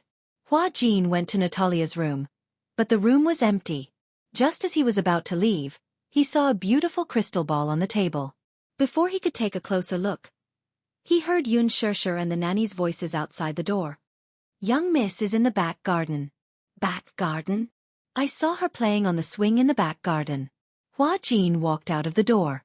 When the nanny saw him, she greeted him respectfully. Young master. Is she in the back garden? Yes.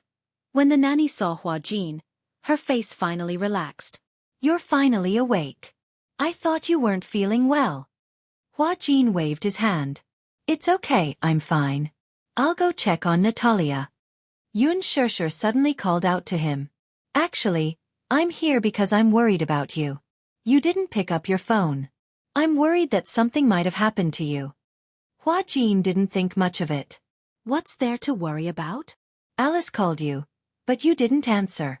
She needs to know Natalia's situation at all times. You understand? Hua Jin frowned and nodded. Okay, I'll give her a call later. Yun Shishir nodded and felt relieved. She looked at Qin Zhou and said, Then I'm going home. There are 3 little guys waiting for me at home. All right. Hua Jin looked at Qin Zhou. What about you? Qin raised his eyebrows. Why? It's my first time here, and you're in a hurry to chase me away? Hua Jin. No. I have no intention of chasing you away. Qin cleared his throat and glanced at him. You haven't shown me around your new home. As he spoke, Qin looked around and clicked his tongue. The villas here aren't cheap, right? You seem to have saved up a little after all these years. He was still a little suspicious. He knew Hua Jin's income very well. No matter how he thought about it, he couldn't figure out how he could have so much money to buy a villa here. However, he didn't ask too much. After all, it was his personal matter. When Hua Jin heard this, he felt his scalp stiffen. He actually wanted to explain to Qin that he didn't buy this villa himself. Chapter 4150. However, he couldn't explain it clearly to Qin. If he couldn't explain it clearly, he was afraid that Qin would think too much. Hence, he didn't explain the origin of the villa. Forget it. I don't expect you to stay and treat me to tea. Qin original intention was to personally hand over the contract termination letter to Hua Jin. Now that Hua Jin had signed it, the settlement document was effective. He had other things to do. He had to bring Liang Yin to a dinner later. After sending Yun Shishir downstairs, Hua Jin went downstairs and saw Liang Yin sitting on the sofa. He looked a little surprised. Why are you here? When Liang Yin saw Hua Jin, she immediately put down her teacup and stood up to greet him. I heard that you weren't feeling well, so I came to visit you. Oh, you came to visit me, Hua Jin deliberately said with disdain. Since you said you came to visit, why did you come empty-handed? Liang Yin was speechless. Hua Jin walked over and asked in a low voice, How are things going between you and Qin? Upon hearing his question, Liang Yin's face turned red. She said in annoyance, Hey, lower your voice. My voice is already very low. Hua Jin glanced at Qin. He was talking to Yun Shishir and obviously didn't notice them. Hence he said to Liang Yin, as the saying goes, the pavilion closest to the water enjoys the moonlight first. After I terminate the contract, Qin will definitely put all his attention on you. This way you will have more opportunities. However, as a girl, you shouldn't be too proactive. Be more reserved, understand? You really want to terminate the contract? Why? You can't bear to? Hua Jin laughed and said, I'm just fulfilling my dream in advance. Look, I don't have to work and I can travel around the world to my heart's content. Isn't that good? Are you a mistress? Liang Yin's words were like pearls. Hua Jin's lips twitched violently. Kept woman? Qin said that with your years of income, you can't afford to buy a villa here. You must be a kept woman. Damn it! Hearing what Liang Yin said, Hua Jin was furious. Qin was actually criticizing him behind his back. Mistress. Was he that kind of gigolo? Hua Jin, I'm leaving. Yun Shishir suddenly interrupted his thoughts and waved at him. Hua Jin's smile immediately changed. He walked to the door and watched as Yun Shishir left. Then he retracted his smile and looked at the man beside him with resentment. Qin only felt an incomparably resentful gaze land on him. He was still a little surprised as to why Hua Jin was glaring at him like that. Liang Yin snickered behind him. Qin was speechless. Why are you staring at me like that? Nothing. Hua Jin said angrily. Didn't you say you were busy? If there's anything else, I won't keep you. This was a serious order to chase him out. Qin was secretly puzzled by Hua Jin's sudden change in attitude. However, it was getting late and it was indeed time to leave. He turned around and said to Liang Yin, Let's go. We're in a hurry. Okay. Liang Yin stood up and walked to Qin's side. Seeing that Hua Jin still had that resentful expression on his face, Qin was baffled and left. It was only after the two of them left that Hua Jin finally reacted. His current state was no different from being a kept woman. Chapter 4151. Forget it. Why did he have to think about such messy things? Hua Jin took out his cell phone. As expected, he saw many missed calls. A few of them were from Alice. But did he not wake up after so many calls? He remembered that his cell phone's ringtone was set very loudly. Moreover, his cell phone was placed beside his pillow. Was he sleeping too soundly? Did he not hear such a loud ringtone? Could it be that something had really happened to him? Just as he was wondering, Hua Jin suddenly realized that his cell phone had been set to silent mode. He was even more shocked. His cell phone had been ringing and vibrating all the time.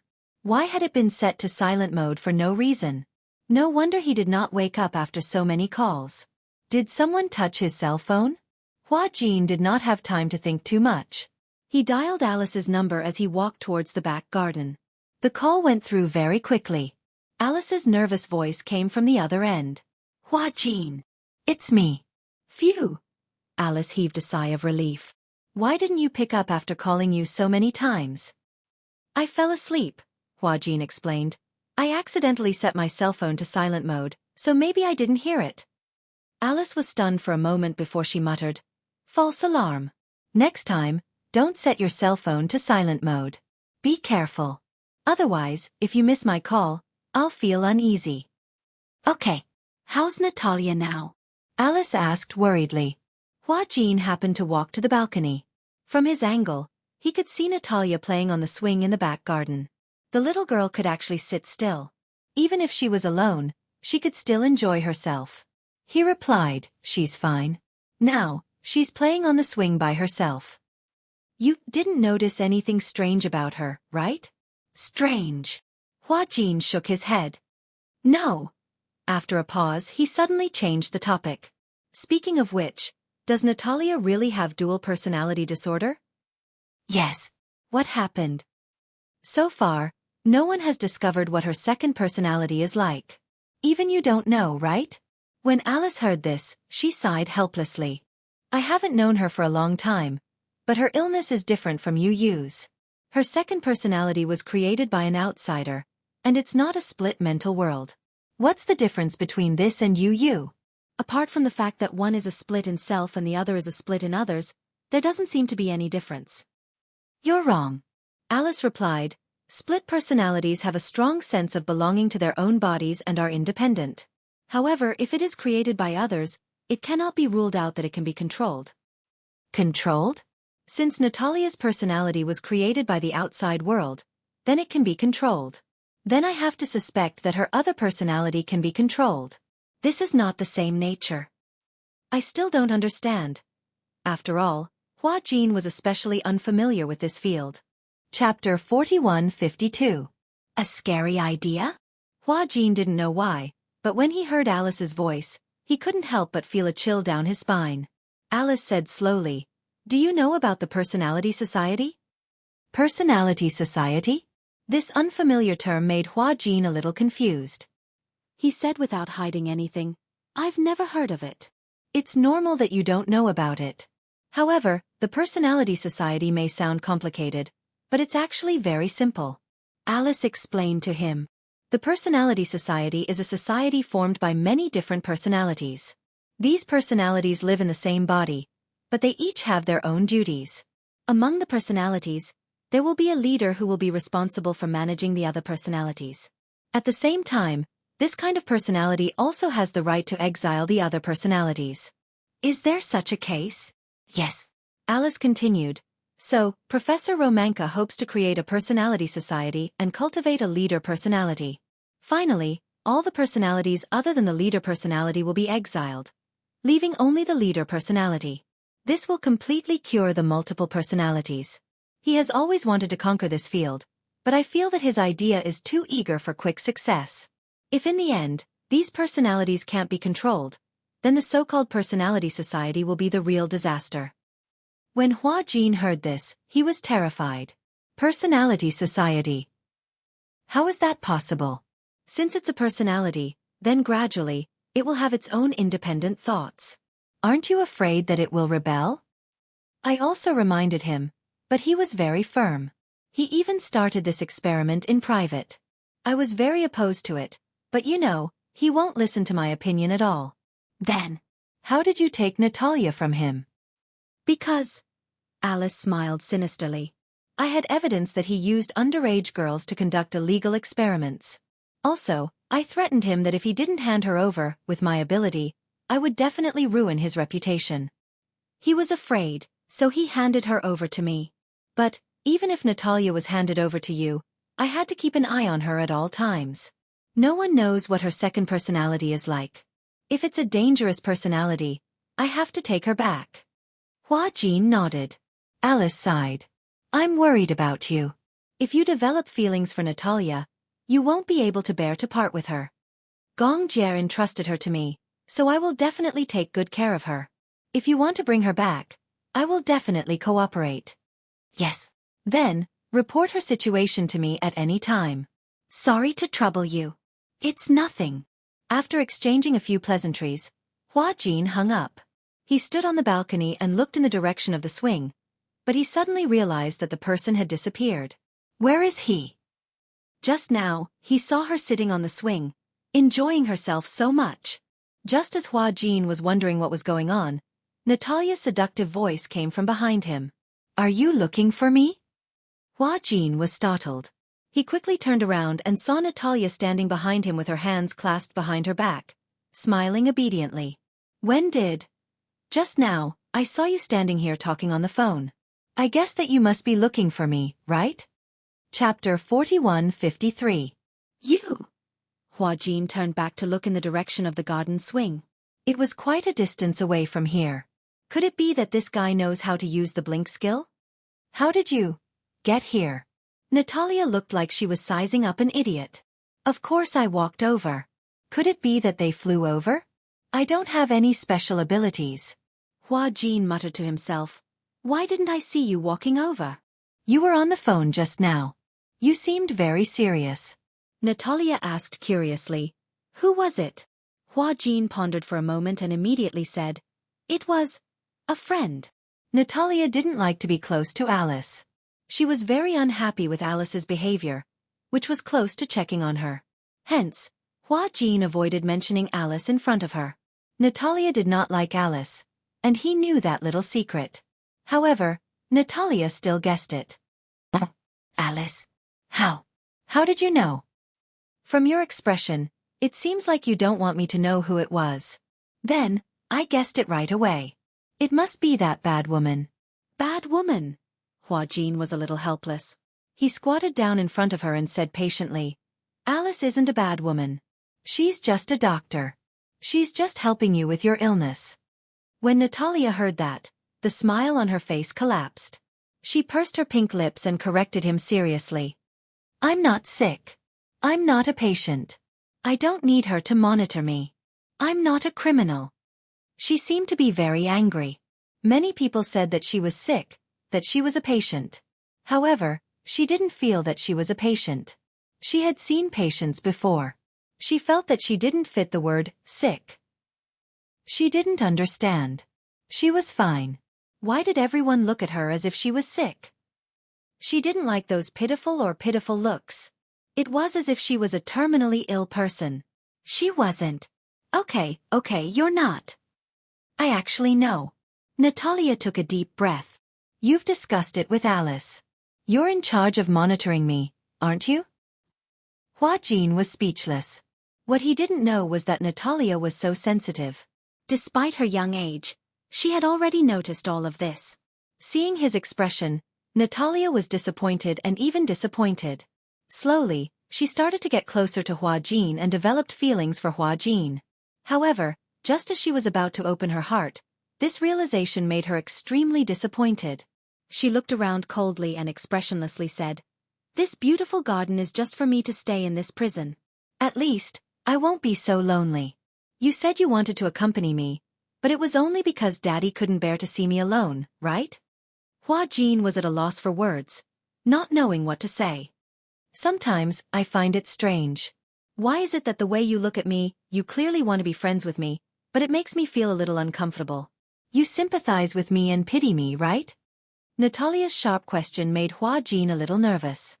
He did pity this child, but it wasn't purely because he liked her. He didn't really like children that much. Chapter 41:54. He even thought that if he was going to be alone in the future and would not be able to get married, then he would want to be a dink. He would actively do charity and donate his excess assets to those who were seriously ill or poor, but he would never think of adopting. He had accepted Gong Jie's conditions only because he had a responsibility and a lot of helplessness. He didn't really like Natalia. I know you don't like me very much. Since you don't like me, I won't force you to like me. Then, please don't force yourself to like me. As Natalia said this, her lips curved into a smile. But I will still get along with you peacefully. As she said this, she turned around and walked back into the room. Hua Jin looked at her back view silently. For a moment, he felt an inexplicable sense of helplessness. How could that be? Didn't I see that your relationship with Natalia has improved a lot that day at the amusement park? It was late at night. On the balcony, Hua Jin leaned against the railing, holding his cell phone and complaining to Yun Shirshir.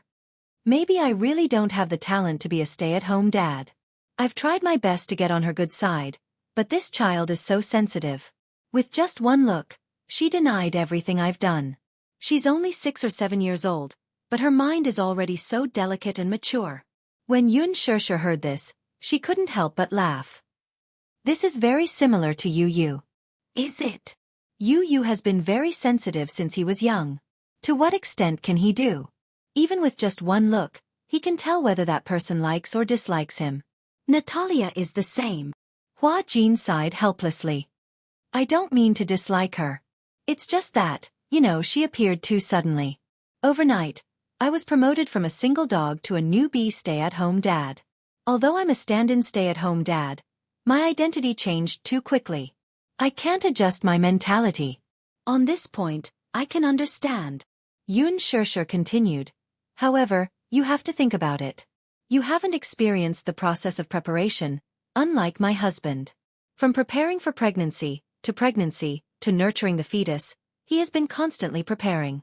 A man's paternal nature was different from his maternal nature. Motherhood was innate. Perhaps when she didn't have children, she would feel an inexplicable throbbing when she saw other people's children. As for men, there were even some men who didn't realize that they were fathers until their children were 5 or 6 years old. This kind of fatherly nature is generally awakened later. I want to get close to her, Hua Jin said sincerely. You want to get close to her because you promised Alice that you would cooperate with Alice to monitor this child, right? Whenever you want to get close to her, it's because you truly want to get close to your daughter from the perspective of a father. This way, your child will also sincerely open her heart to you. Pausing for a moment, Yun Shirshir suddenly smiled helplessly. I think this child is a little fragile and sensitive. His thoughts are even a little extreme. It's very difficult to get along with her and open up her heart. Isn't that so? Hua Jin asked for help. Then what should I do? I don't want her to guard against me like I'm a wolf. She said that she's not a patient, but she doesn't know her own physical condition.